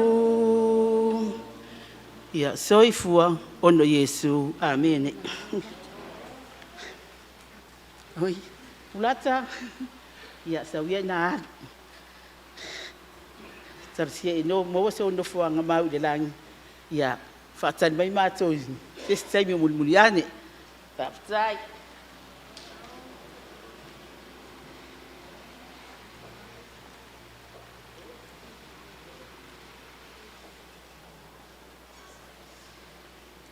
Mo mona fatu loa tu le paia le sauninga le nei asu. Fata alofa tu le sunga le tai sauninga me se le a whauenga tofi le tua mo whaino tātou pai sauninga le nei asu. Ai me se le paia mo le mamalu le o le au fia mo whaino tātou whatasi le nei asu. Wo me masani mainga. Ia o lau ingoa o wiki. O awe e longa lua le whangau ki ngā ngi. Ia o awe le somo ni mau ngale anganga le whawhakai. Ia mo lava whawhakai i le akua le ilang kausinga ma kausanga i kele sa ia fua i mako ki ngā. Me se fua le mako mawhakang whawhakai langa alofa tū noa. I le ngaka mako ki ngā ia au kako umba lava.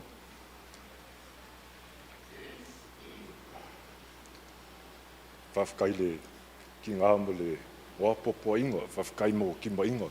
Ke le whawhika uli i kongo fo le maua inga. Ia, o kua lalo ma le whaukuar ki ngā. Ia, lea e kamwhai mo se le lei.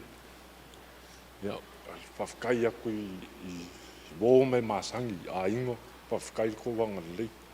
E le lava o upu e whamakala i le yanganga whawhakaimba le angang whiawhia le komu. Sapasapai au mako. Le kua seas mako ki ngā. Me lea ia kau ngā lofa le kua sang fua i le ola ma malosi. E me se kako uma, manguia le ringe yasu. Kai.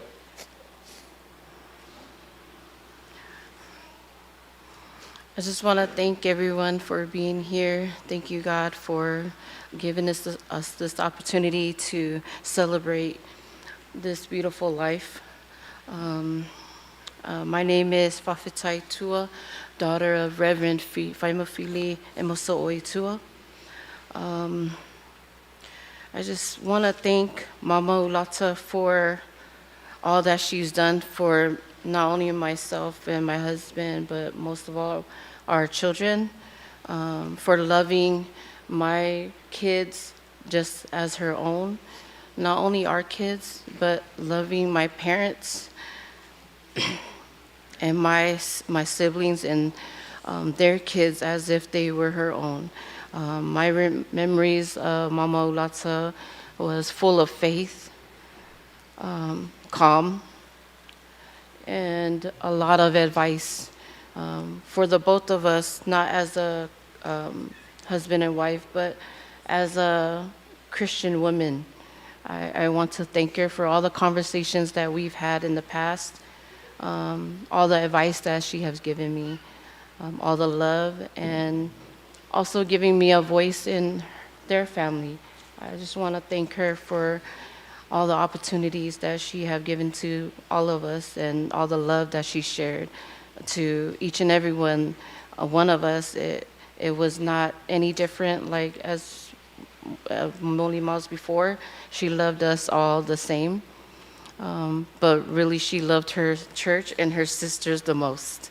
But she loved us kids, but mostly her grandkids the most. I want to thank everyone for being here, and thank you, God, for this day.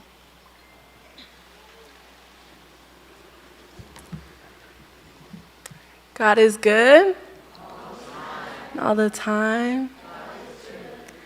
Hi, everyone. For those who don't know me, my name is Lanea Milituatupo. These are my parents, and I'm the second oldest grandkid of Ulata. I want to give all the glory to God for giving us this space full of love, family, and most importantly, his presence to celebrate Mama's life in all its entirety. There's many words that can explain how Mama is. However, I chose the word loving. Love is an absolute blessing to feel, and it's just as much of a blessing to express it in a way that is godly. That is one of her many ways that she was blessed. But we as her kids were blessed to experience God's love through her. She is a woman of God who filled our cup many times in ways I took for granted. She is rooted in love. Thank you to our family for supporting us as we have been preparing for her homegoing, as well as everyone who have sent their prayers and love. Thank you all for loving our mama. May God bless you all abundantly.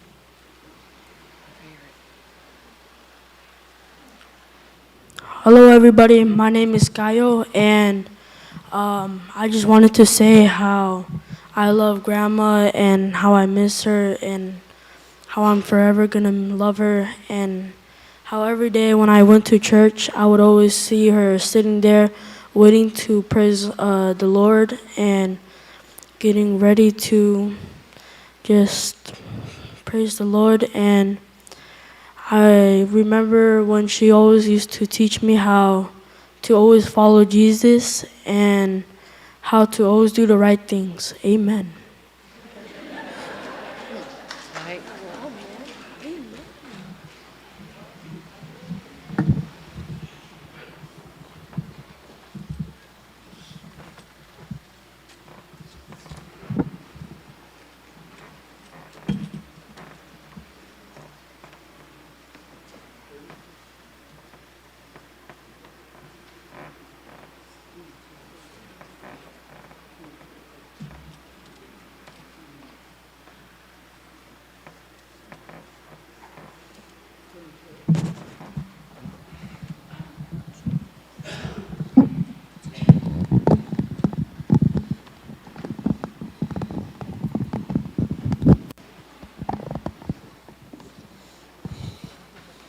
Oi, Micah.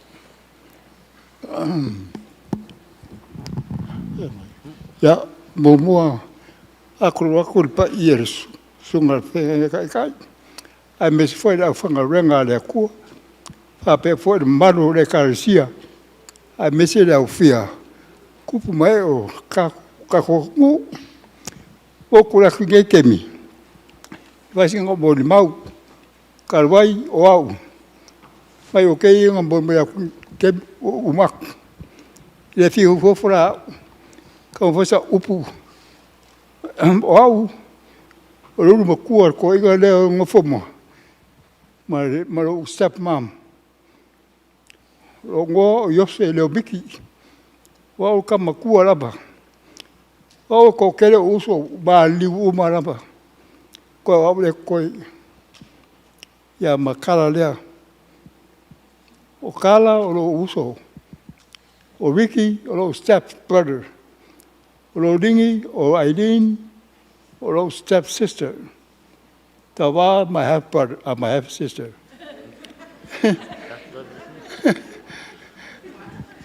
Ya o ke ngo fa pera o kala.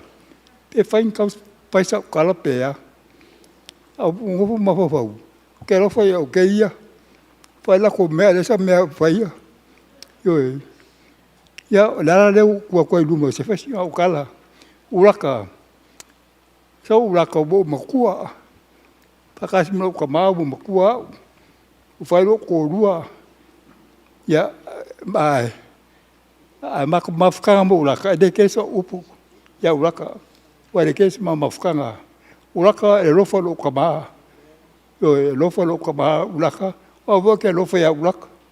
Le vo fa ngo ma ko. O uso o au. Lo ka ma mo kinga. Ko iwa mako. Lo ka ma mo ke maduko kasi ai ora ko pa. Yo ya mako ora mai fa kasi ma ulaka ma kama fanga mai lo vanga ia kala ma tawa ya airingi oloringi mak tau airingi mai sawo maku airingi po se fu de ka usanga ke le lo pe ngale ya sa ko si ya lo ko ma airingi ba ulaka yo ya Wiki masangi Samoa, kebra ko Samoa, laku Samoa, e ko si foi o kaba. O lera usa Amerika. O ke rofa ia iwa. O le ka wala ko uso ma ku fa fingo. Yo mera ko fatinga o fam langa. Ia koiroa la ufia. Ia, wa fa pupunga I mera. E le se lo po ele ko inga pape. Ai fa ba li fo o ko wa ai mai. Ki o vai vai. Al ma fo fau da le ma fo fau. Au ki o vai vai ke. O da ngar ki mo. Ma ku ka. Oi. Ai fa kai la ba. Ile ka ko sa winga ngi yaso. Ma ngai pesenga I ba fo I upu. Sa fo inga fo ya o nga. Ngi yaso. Ele ro pesi. Ya ahora vale manguia de kaksanginga afkai.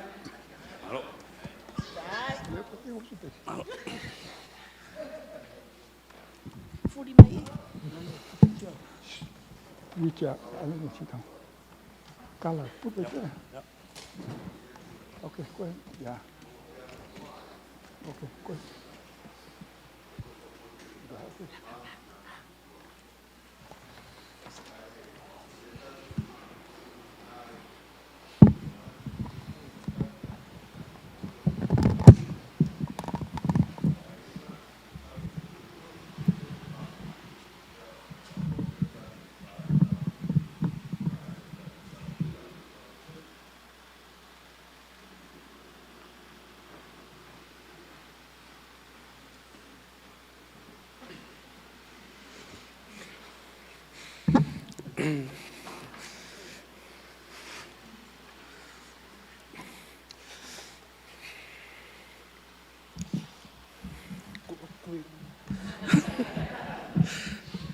Hi everyone.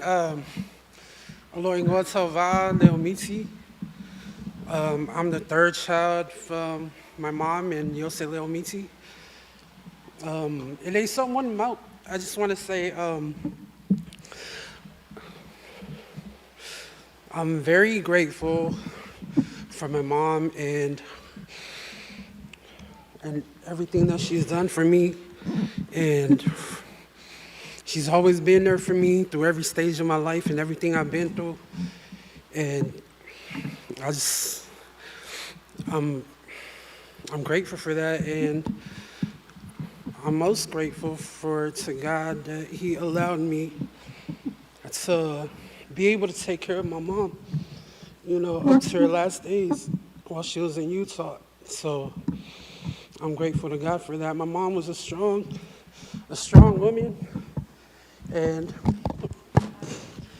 sorry. She was a strong woman, yeah, she's very loving and kind, as everyone here said, all the kids and my siblings. She was just a great woman, and I'm happy she's at peace. I know we miss her a lot, and we miss her presence and just her being with us physically, but I know she's with us spiritually. So, I'm forever grateful for her. And I want to thank everyone here for being here, and our family. I want to thank our aunties, especially my mom's sisters and all her siblings, for being there for us and supporting us throughout this time, as well as our older brother here and our family from my dad's side.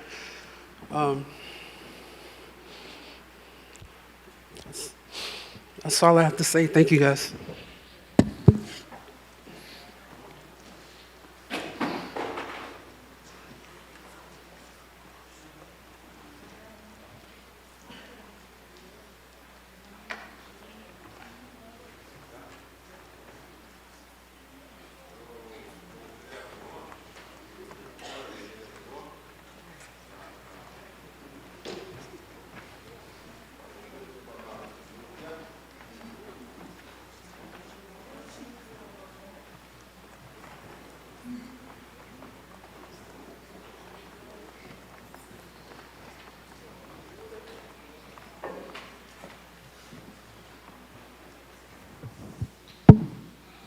Ya, talo falava. Ya, swafa man malo ya sukeriso. Ya, o te tūra ia tuai.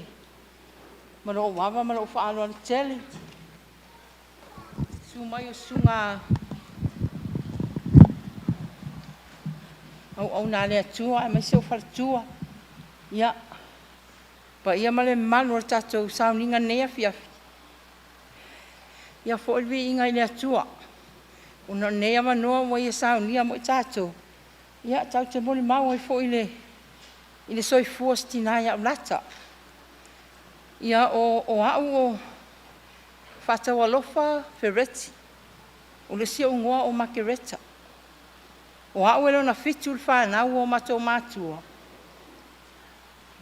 Ia, e toa fitu teine e toa whātama, toa srutas. Ia ulata e na tolu, ia o au e la ititi, e na fitu i whanau. Ia, misi lava ia le uso ia ulata i mātou fo i mafutanga i tonu si a mātou ainga. Ia o wa o lātou ia matua. Pe on tula ia tula uso matua ia se elesa. Ia o lātou ia pe mātou te e whaalongolongo i aima, i whautuanga e mai i mātou ia la iti. Ia ma tartan noa mai foi. Ia i mātou i le ati na ina o si o mātou mainga. Ia ai mai se foi ngā lue ngā le atua. O se tina e fia ia e mafuta i le atua. Pei foi o le sia o nga sili le on taua. I o mātou o langa i si o mātou uso nei. Pei ona moli mau atu tina ia se lesa. E file mu ia o ia. E loto mau alalo fo i o ia. E ai eni mea tupu i mātou a inga pe wa misi e mātou. Wa le istangata e tu alalo mai pe ai eni mwhawhita auli tono si o mātou a inga. Ma whawhautua mai pe ai mātou le lotu ma. Mea umalawa. Mai o se whataita inga tele fo i lea ma le leia i mātou. Ua mātou tupu ai. Ia ua pesi o mātou uso o si o mātou tina. Ia e taitai ma soani mai fo i mātou e la iti. Ai mai se lava le ngalu e ngā le atua. Mātou mafuta i uta, o mātou e no fo i uta. Ia malanga atu si uso, mātou mafuta le i uta. Sa fia ngai ai o ia male mai. Sa tinga ina lama o ia. Ia e pei o au nei ma se au whanau. Ia se lesa foi mal whanau mātou ia i uta. Ia e whai lama ona mātou wasiasi e ia te ia. Ia. Wa aia lama tinga ina o ia. O asu sa ia mātou te e isa whanau o mawala to whaiwhi au le kalesia le whakaasa. I o iuta le lotu taiti. Ia o aso sala, mau te o ai e awelan whamantunga ma siasi fo ia te ia mwharita talu. O mea nā mātou te mai tau lia lawa si o mātou usu. Po le a le tinga ina. Po le a fo le vai mau te vai al vai ma tinga ina i tong fitia fo mai. Ai usu atu lo le pese o le lotu. Le ma whai ona. O ia e tō mai ale pese. Ia maalu nunga le leo tele mau te iloa. I le maa losi o lana whatu atua i le atua. Peo le sina mea o mato iloa. Iwa le wana. Na vai lona tino ma le la maa ia na te tali tonga fitia fo mai. Ia ai pe o lona loto tele ma lona whatu atua i le atua. Wha malo si au ia te hia. Whianga ia ia mama i o tino. Ia. O le si mea mātou te tartanua masi usu. E vinga ia e sau i nei. Sau i nei si alo e vinga lan whaiwhe au. E vinga foi lotu me tisi. E fia sau wai al me tisi. A whaiwhai foi a o whai atu ele foi tanua atu e si usu. Lata. O lea foi i nei le atua. E foi le atua i nei uta. Peo mātou, ia wa ese tapua inga o mātou o le lotu wai. Ia e le malia alo whina ngalo tau te o le lotu. I nei lotu i nei uta. Ia e tasi altala ulata o ia fia sau le metisi. O ia na ola mai le metisi. Ia. Peo le mea fo ile wala ngona fia le nganga ma le lotu. Wa whaatau nuu le mea na mana o ia. E fia sau lawa i nei. Lana fai fe au, masau le metisi e fai elona maliu. Lan tala nan fai mai. Ia ai sa iai lawa nis fufuanga sa ape. Ia awa matu chat tonwa. O le maa losi al fatu tua ulata ia musu mai fo yo matou loto ia. Leo mafai ai no fatau nuina. Lona maliu inei I Washington. Stinai. O te no famo ma fau mo ma iso. O nisi foi taimi ala ngona lo tamai mai ia mo. Pe folele mo taimi fai le lotu mo misi lotu nisi asu. Ao le usole. Ti ngale ma yo lata no foi fa lata nunga pese lotu. Te talo val aulan fa nau. Me na o misi a ia si an fa nau tonu si o lata wa inga. E o ana tamai te lo ana tamai ti ai.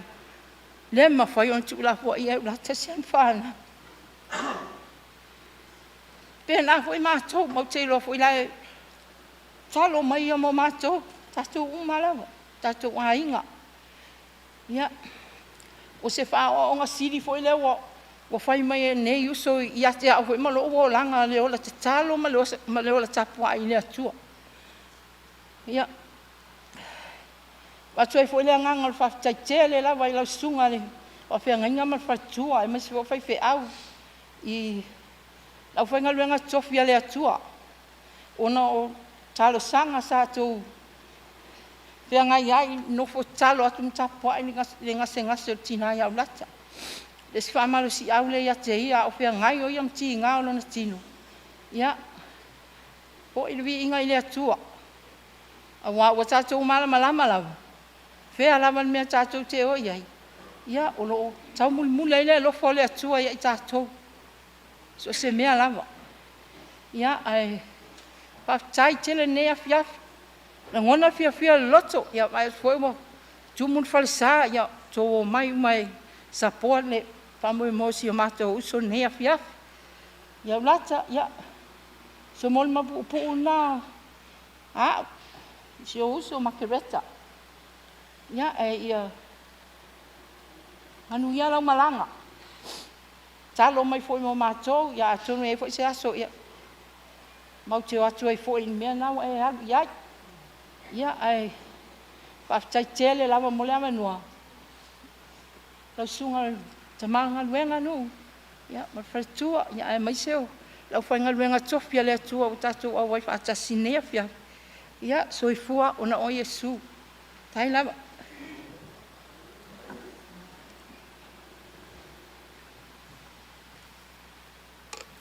Can you say praise the Lord? If you're happy, why don't you give the Lord a big God bless you today. We're in the midst of celebrating a woman of God, a woman of the Word. My name is Agnes Tiumalu Taualo. I reside in the beautiful state of Utah. My connection of coming here today is because of Ailini Lepele Yesu Kiriso. Mafelo inga ma Ailini natau sanga ile August, September last year. And when she said her last name is Leomiti, I said, wait, my grandmother's sister is Fale. That name has a connection to my bloodline. So I praise God because o ala le atua, ele o ala yo tangata. But wo sau e moli mawina le lei ma le fa maoni o le atua. Ma fa longo I moli mawola o no le olanga o le tina a mio le lei. Tina le lei. E sele matango o fie o le olanga o se tina e matau I le atua. That's who we want to celebrate, is one who fears and honors the Lord. Fa mai fetalainga Yesu I le luka lo mata upe se fulu fai upe fasful mai lua. Mai au le mea lava e tasi e au ina ia maua. Ua fili a fo I e Maria le mele lei. Fa mai e le ave e sea ia te ia. Ua fili e ulata le mele lei. Talia ia Yesu Kiriso ave mo na li mo na faula. The minute she said goodbye, family, goodbye, world, she is in the presence of the Lord. She's there dancing. I am here, Lingi, today to remind you, you serve a miraculous God. Your sacrifice, I've heard a lot of your sacrifice with your husband, your children, The blessings of God await you and all of the children. I'm here to encourage you that absence in the body, presence in the Most High God. I am here today with my Zoom family. This is Ailingi's extended families. We're not a church. We're just a fellowship of women who loves the Word of God. And we're from Alaska, Hawaii, California, Utah, Washington. We just want to uplift Ailingi and send you our gratitude and thank you for loving and fighting for the soul of your mom. When we went to visit her mom, temina luen matoa singa e asilitina. Kasi ele fesili o faku mom, o feke alu ai pe e failangi. O ka nga fai mai le leo makua. O ke alu le langi. Oh man, we rejoice because we know without a shadow of a doubt. E mo kwai mauti noe ulata lo na no foanga tu mau o lo i le langi. Tato tape nanga i le neo langa. The heavens are waiting for us. Jesus is that door. I encourage you, open the door. The door is waiting for you to open. Receive Jesus as your Lord and Savior. In the name of Jesus, I congratulate you for welcoming and encouraging your mom to, now she's in heaven. Praise the Lord, for salvation has been prepared through Jesus Christ. Iswafa Yesu, Fatma. I want to thank you, Pastor, and the First Lady of the house, because when your sheep go home to be with the Lord, you've done a wonderful job in directing and escorting them to heaven. Tato te whaasingo tato tangata uma anga ililangi. Only suwafo Yesu. Amene ma amene. We love you from your Zoom family.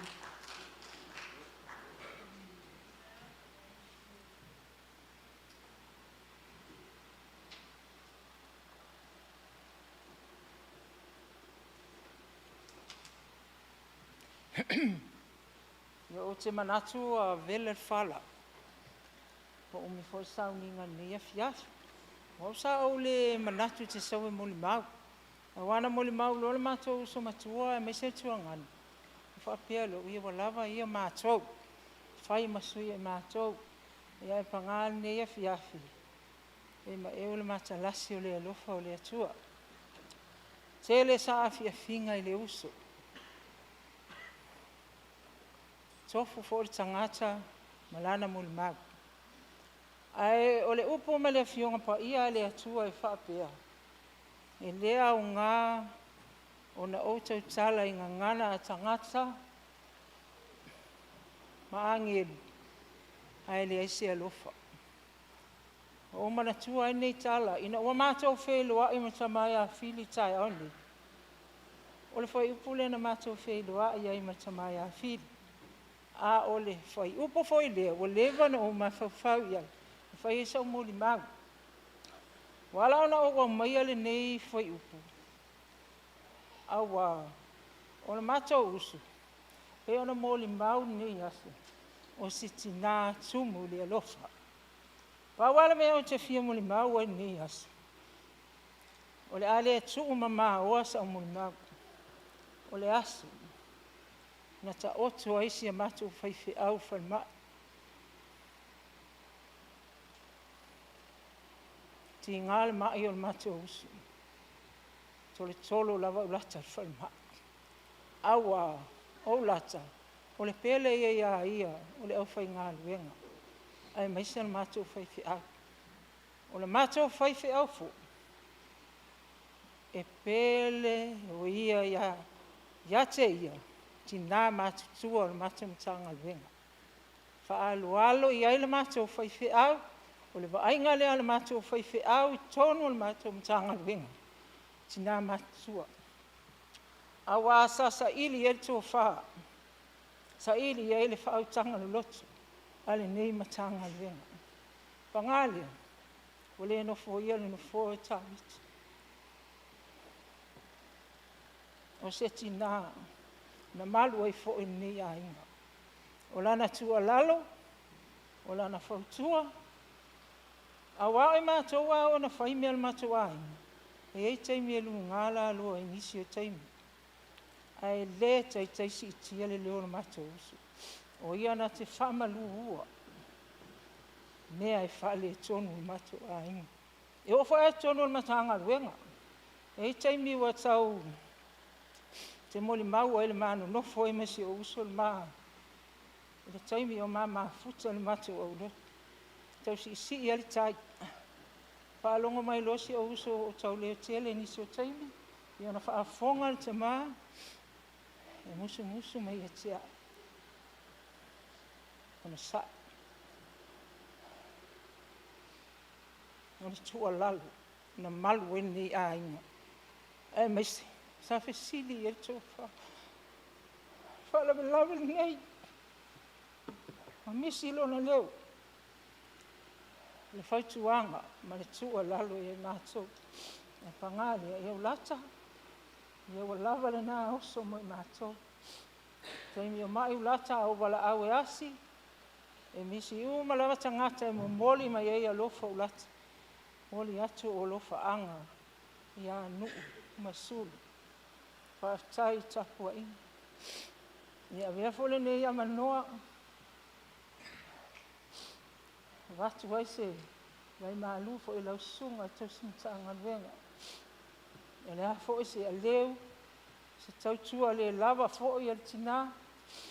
Ai o lona nganga o le ngā luenga. Wha mole. Ia wha ma ngalo tina. Ia. Te leo mea o te fia sa afi le mato uso. Ia pangani. I ua vela fo I le fala.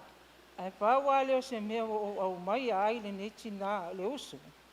O lona loto file mu maua lalu. Tau sa afia. Tonu o le mato a inga. Ia mai se fo ngā luenga le tua.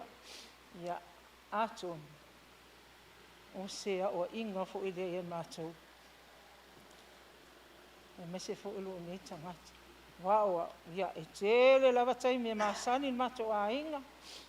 E maua lunga I fo se leo le usu. A o le nei tangata e fautua mai ia te au tele o taimi. Ia te au a ia. Ma ua mafutanga wha le usu. Taimi o te alu ai sa moa a walu malanga le fono. O tusi atu se tusi umi.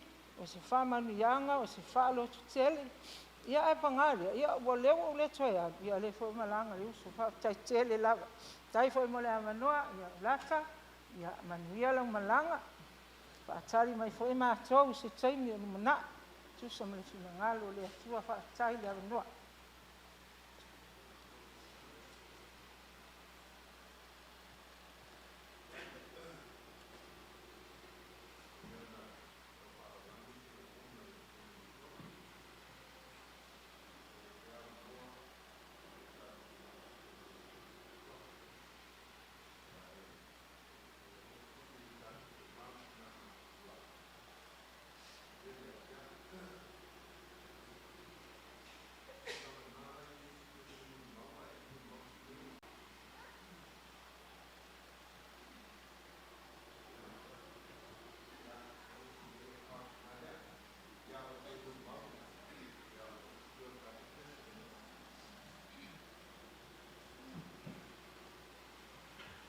Ia pupu an mon mau. Ia I le tu pelon vi ina wha vau. A le ala tu lai. Wha o le tama a le usam tua le a ulata. Talu ai. A loa pisiki o kele o mako e ka penga le asa. Ia vea ia masui o nisma ma nephew a ulakam. A ulata. E whata o to tasif, o lon whai pueiva. O le as whanau le a ulaka. Ie wha mangalo ngutu. Ma ie wha msintonu. Ie e whinau. Fo il whinau ngā tāta poponga tia. Ma tāta mativa. O le ulata le loa ea. Tāngata luta maula. Ma tāngata tauta sa. Tele o teimi. Whai la talungoanga malutina. E alu aluan la talungoanga. E la vea lolo ki ngā i se kala ulaka whaia. Ia. Ia whai fwy la i o la ua misa. Pa o skanga kai le kai alo lang kau kala. Whape ngā fwy a. Ke le ke mi ma ke lu ngā mala loa msi o kinga. Ai. Kau sao au laka ia. Ia lo whai lo ki ngā. Ia kausi lo ki ngā. Ia moa loko maula. Po a ki ngā ma. Me o e lo la. E le a se moa en manghiang o lo ki ngā ma lo kama. Ke whawkai se o ki ngā laka. Sa mako ma fuka fo iuta. Ke le fo ia. Mea sa whia ngā i el mako a inga. E pele ia lo ki ngā. Lo ki ngā e skanga kai moa se kele o se mea. E a moa si ake au laka. E la fok wasinga se lengi musu ki ngā. Skanga ka alofa. Lo mon maule ia laka. Mi si al mato masutang. Whaftai fo e moa la noa na latua i o i Utah. Po moa i fo se taimi mato te. Tau ngā ai au lata. O le se o mol mau ia ola. Whamkala ngafi i se o kamalai kiki. Le mafua angang mako mai e Amerika. Ngā mua mai au laka e Amerika. Ngā lako i le sianga. A singa ai lako e asio i a mako grandparents. Ai whekau i ma le. Ia mpopua ngā fo inga o ele le kuangangi. Whai ela ia o ki ngai ai. Ia lofa mai. Lofa mai waku ia. Lau kamalea. E awe ese aku ma ngai mea kupu ngai sa moa. O le ala leo le mako mai Amerika. Ngā mua mai ia. So kuangang. Ia ulaka. So o mai mai ka ilea. So o mai maa. Ia le wai ngai uman mako a inga. Ia ngā uso maung kuangang. O ngā ulaka. Whawhkai e lea li. Whawhkai longa. Lo whamlonga ngā lei. Ia so mol mau pupu ule so ki ngā. Ngai o uso. So ngai o kuangang. Lingi. Tawa. Tala lei. Mawiki.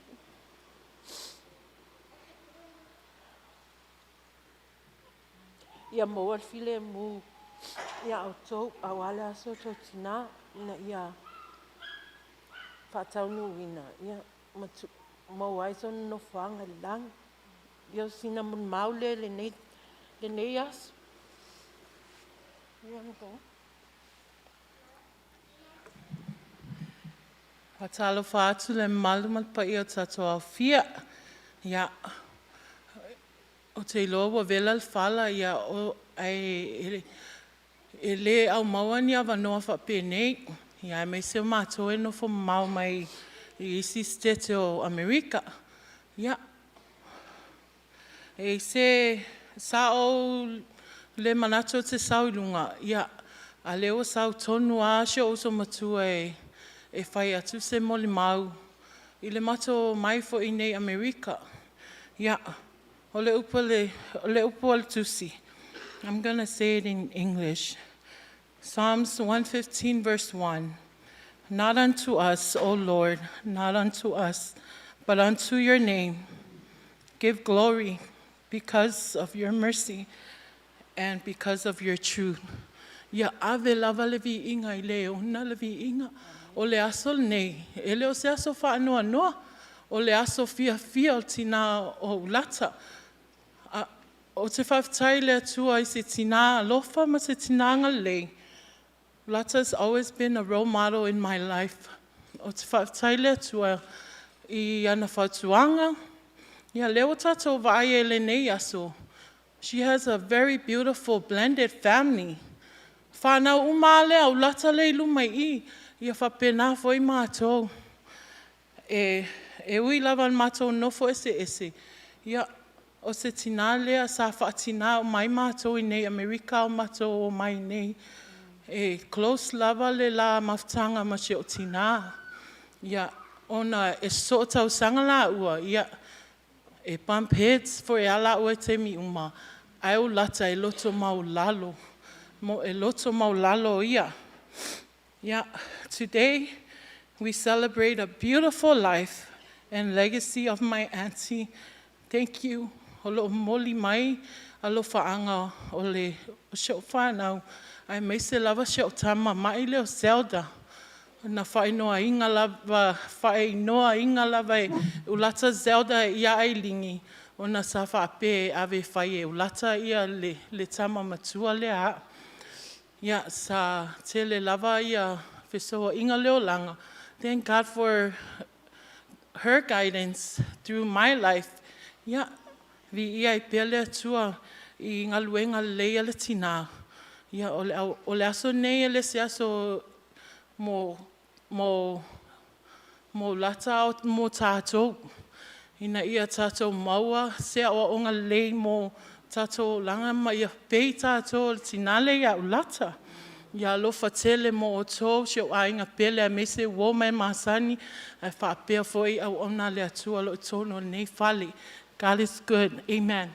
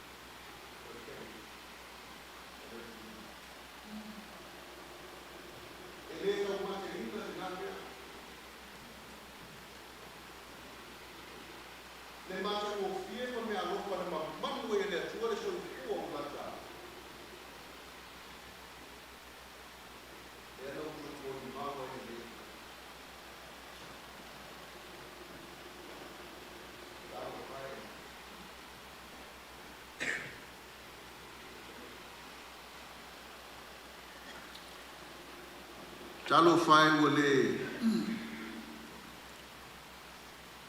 no foia le no foa. Ai fai mai upo le tunu fai mai ua tala i le langi upena o tonga. Ai se seo i whanua i le soifua chakua ngaina.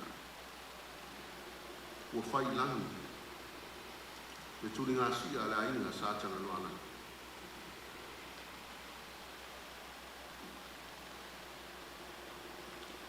A o le tangi tau tala tā vita. Ina wala ngona. Ua mali liu saulo. Mai o nātana.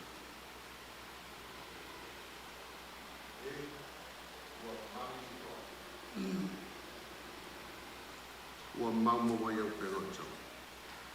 Ia. Pānau mainga.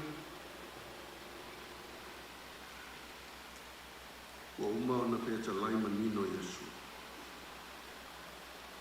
O oto uma o e tina ina, o oto uma o e mawhatia. O ia lava e tātou te manu. Ai ele me mana ia au te whiwhasua. Ia ne tina ia ulata. E mo ia, e ese le matango hia mai, ese le wha maoni o mori maoni nefia.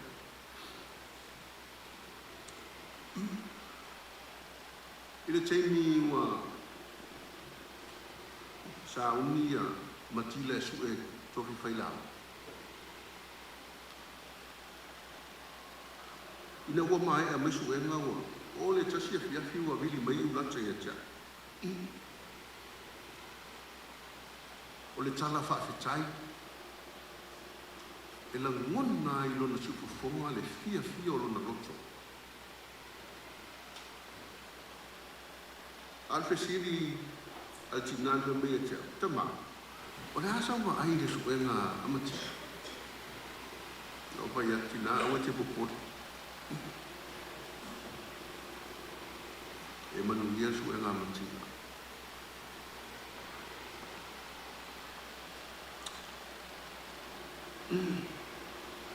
O sa awhi e whina nā tina nei, e le ngā tau whanau mai. Nia? A le afuanga nā tātou mahu te nei kia. O le launga le sofa tamale alo ma le gangwe. O te fia o mai upu ma le tusi sa whai tawina mai le fia rai le tuwai. Mo mua tupo lon ta upu e lua. A whai upu e lua lo iei upu e wha pēa po lon tue whai tawina. O le a o walu i le ala o le lalo langi uma. Ia e wha manosi. Ma ia e wha tamatana. I am about to go the way of the earth, of all the earth. Be strong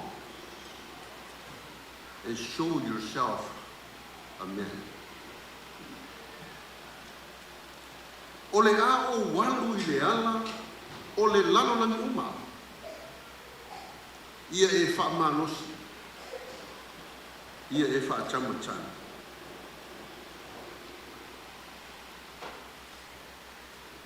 O le au te lenga ni mawhauwhaunga ma le whasoa. Ia soo le whau ma le whau. Ia soo le whau ma le whau. O le whau o se la aua o ngā i le atu nuu. Ai mese o tātou. E se le tā aua o le ala au le waka ai i whaatou whamanino nei o tātou kua. Wa fuai o le whai lea fo i tau o le atu nuu. O le tari tonua, o le whau, e ese lona malosi mai ese lona tāua. E whao ngā i maota malawa, e whao ngā i so se mea tāua. Ai eile tu tāua e manatu ai nei toi ina. O le tāua o le neila au le whau. O lona malosi, ma le umi o lona au ngā.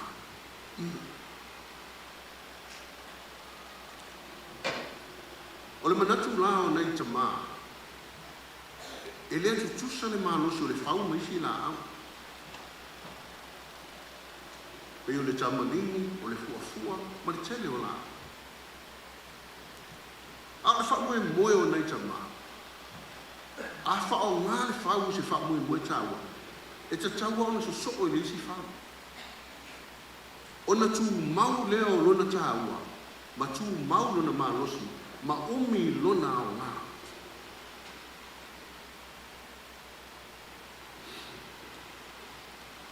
Au lisi tu tāua re la au nei o le whau.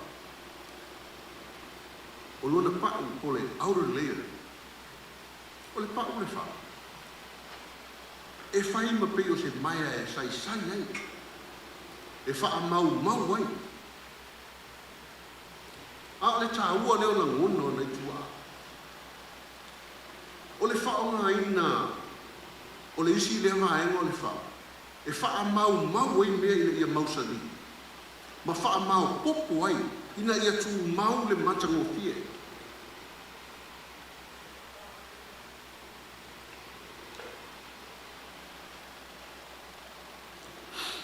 Pape nase wa ai al whailaunga. E le soni le sa tātou petau.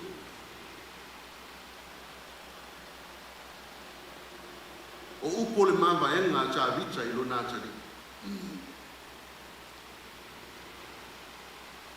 Sila fia e tā vita. Wala lata mailo na taimi.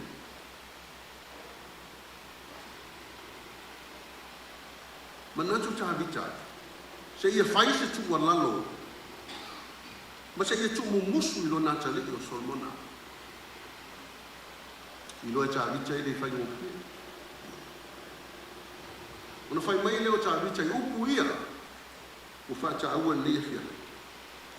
O le a o walu i le ala uma o le lalo lana. Ia e wha manos. Ma ia e wha tamatana. O le manatu o tā vita ina se ia whaaauau. E le toi tau whaamutala ina tāwita. Se tasi tupu tau ta ua o le nungu o le atua. O se tupu e mata. A o se tupu e whaamua mua le atua I te numa. A o se tupu whai mai e whesili le atua I so se mea. Whaatua tua. Alofa I ona tangata. E ono sai e tali I ti ngā o le whai mata I tai o nuku o le atua. Si le fia tāwita e solo ai solo mona. His son will be the next king of Israel. His son Solomon. Lana leo le tumu musu o tāwita. Lana leo le tau vai o tāwita I upu ia. Ina se ia so le fau I le fau. Le matang o fie sava ai e solo mona I lon tamau tāwita. O le whaamu e moe leo tāwita. Ina ia soli muri a ao ma whaawau. Whaawau le matang o fie le na. Whaawau le legacy. Me alofa le atua tātu ina I lon tamau. O le alofa. Whaamaon. Mata. Whaatua tua. Ono sai. Le ngao ia. File mu. E tasi ia le whaamue moe o tāwita ia Solomona. Ina ia awane I motu le ngafa I le ai ngā tupu o le atua. Ina ia savali Solomona I ala o le atua. E tusa ma le poloa inga le atua. Ina ia whaawau e Solomona. Whaawau e Solomona.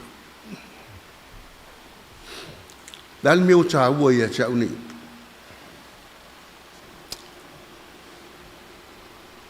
Sa tātou wheluai whanau maainga. Sa uwhai atu. O la le whaisalamo. Whaasanga ae o mata I le langi. O lea whio ai. Le tali o mawhatianga. Le tali o whaanoanoanga. Whaasanga I le langi.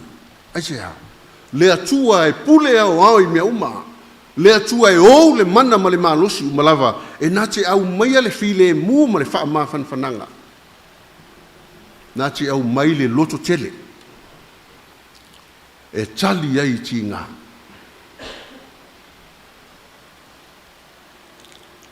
Au le tāua o se langona o le whailaunga le neia fiafi.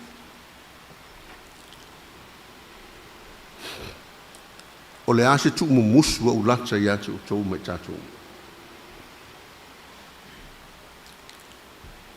O le ase tau mā vai ulata ia te tātou. Ai mai se lava o tau le whanau ma ainga. Ia, sa o tau whaafonga I mori maun ni ia. Mo I ma wha maun. Le tangata le ngao ia.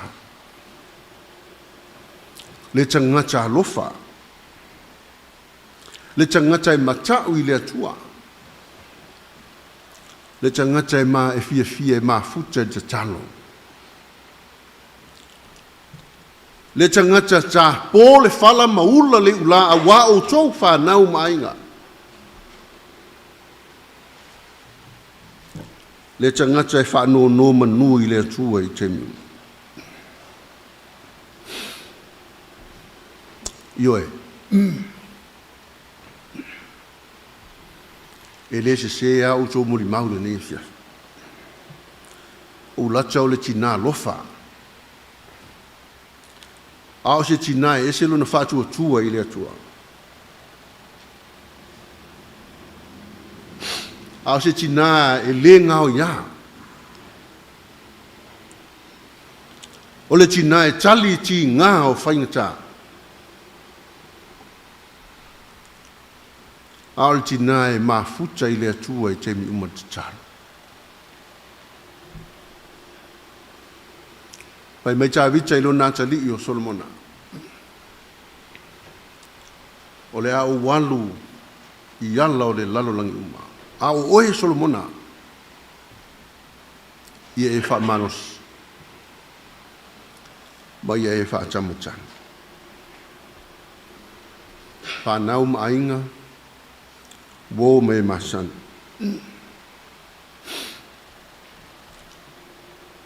O ata mafo linga le nao le atua sa ata ngia le soifua ulata. O le ale to e vaaya. O le ua tuu mai e ulata yanti. Oe maa uma I tanto uma.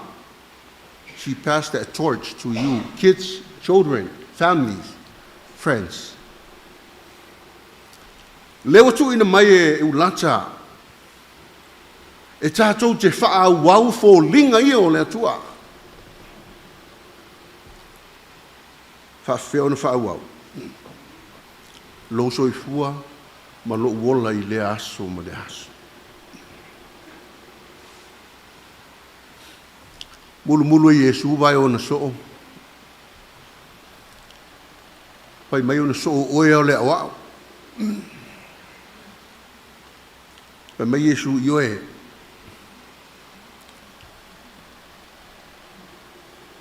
Wau tau fai mai o a o le awao. Ona fai mai leo Yesu I on so.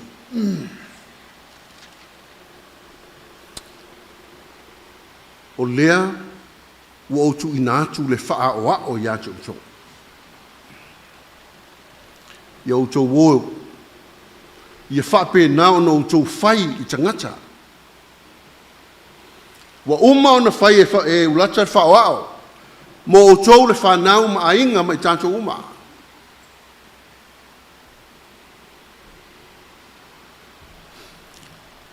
O ma fo I o na whai e Yesu. Le wha o a o mo oe maa o mai tātou. O atu ra ia. O atu e whaile nā. Whaile nā mō tangata uma. Pai mai whasida se tasi e li I a Yesu. O whea e o ia polo a inga si. Pai mai Yesu, mua mua, a lofa I le atua ma lo loto atoa. Lua, a lofa I le lua te tuawe, e pei lava o oe I atoa. O fō linga wa aia le nā lea sa o wa aia. Sa o moni mawina, I le mahutanga ma le tinane. Le au auna, a le atua. Le so o keriso.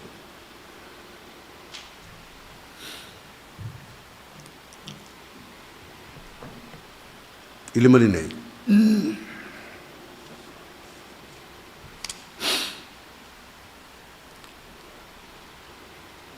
Ia so o le fau I le fau. A o le fau le na le na fusi e ulata. O tō malava o whanau a uso o whanau a tuangane. Mau popo ma ia mausali. Lena wha mau e tinai a ulata o tō uma o ainga. Ina ia tasi. Tasi I le atua.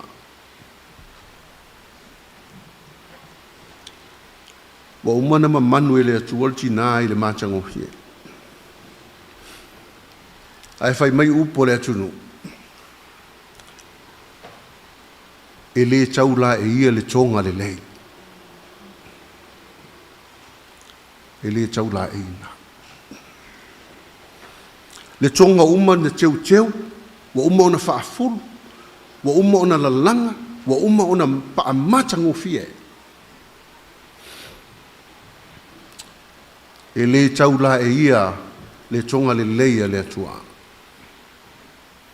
Le tina o le au ona.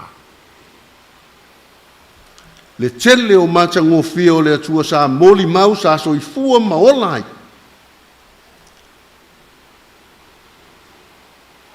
Whai lea mo o tōr hana.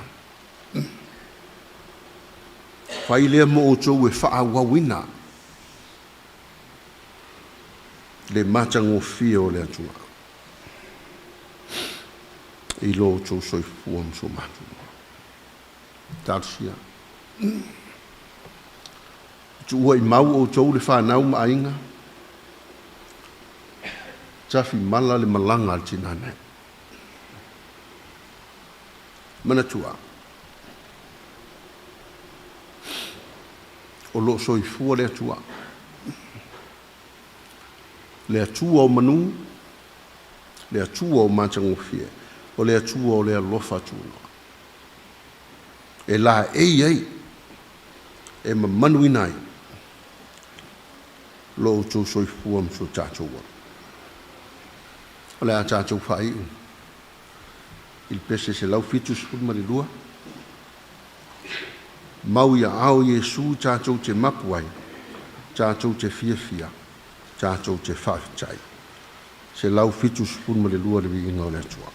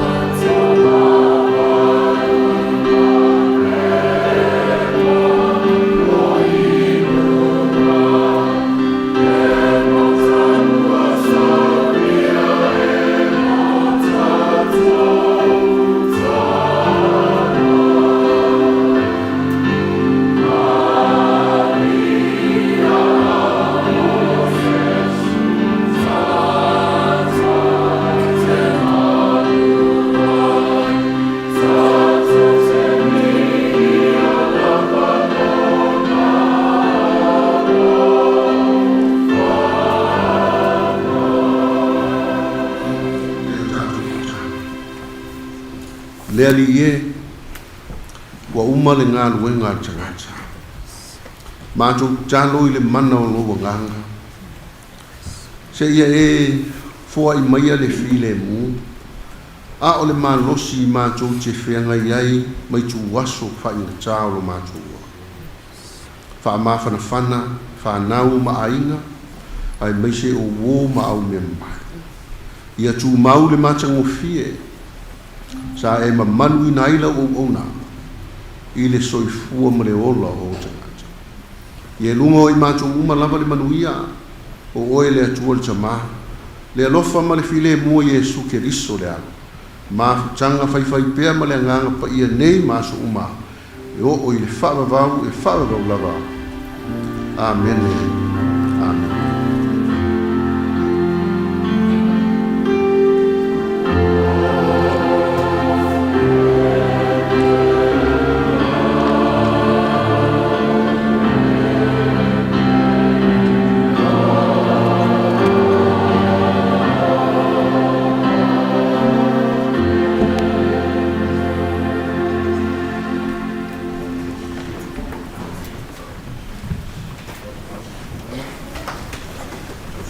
Te ala mai laro fa mon moli.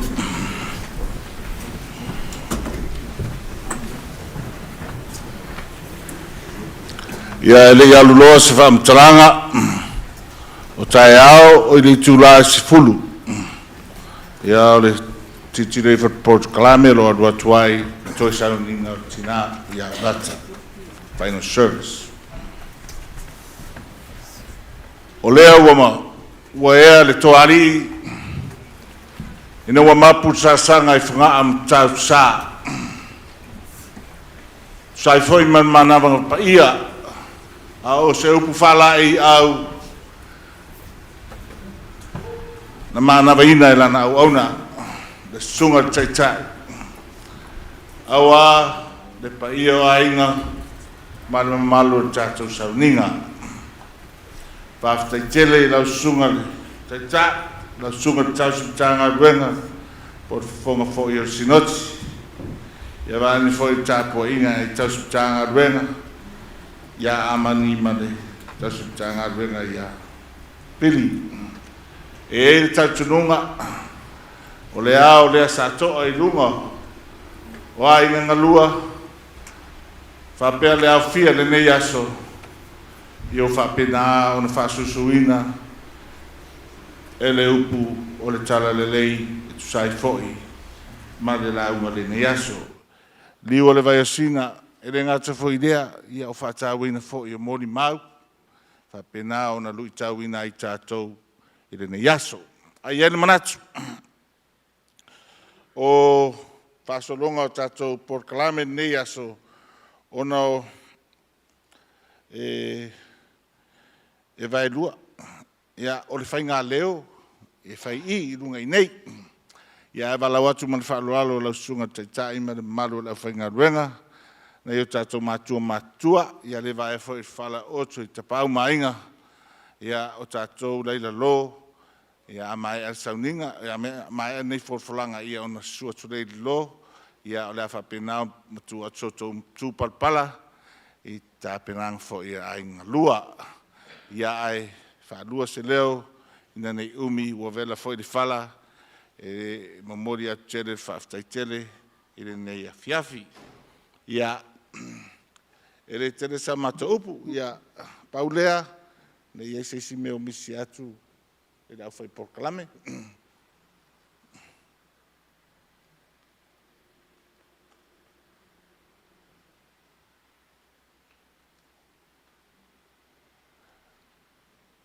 ia tātou whapei.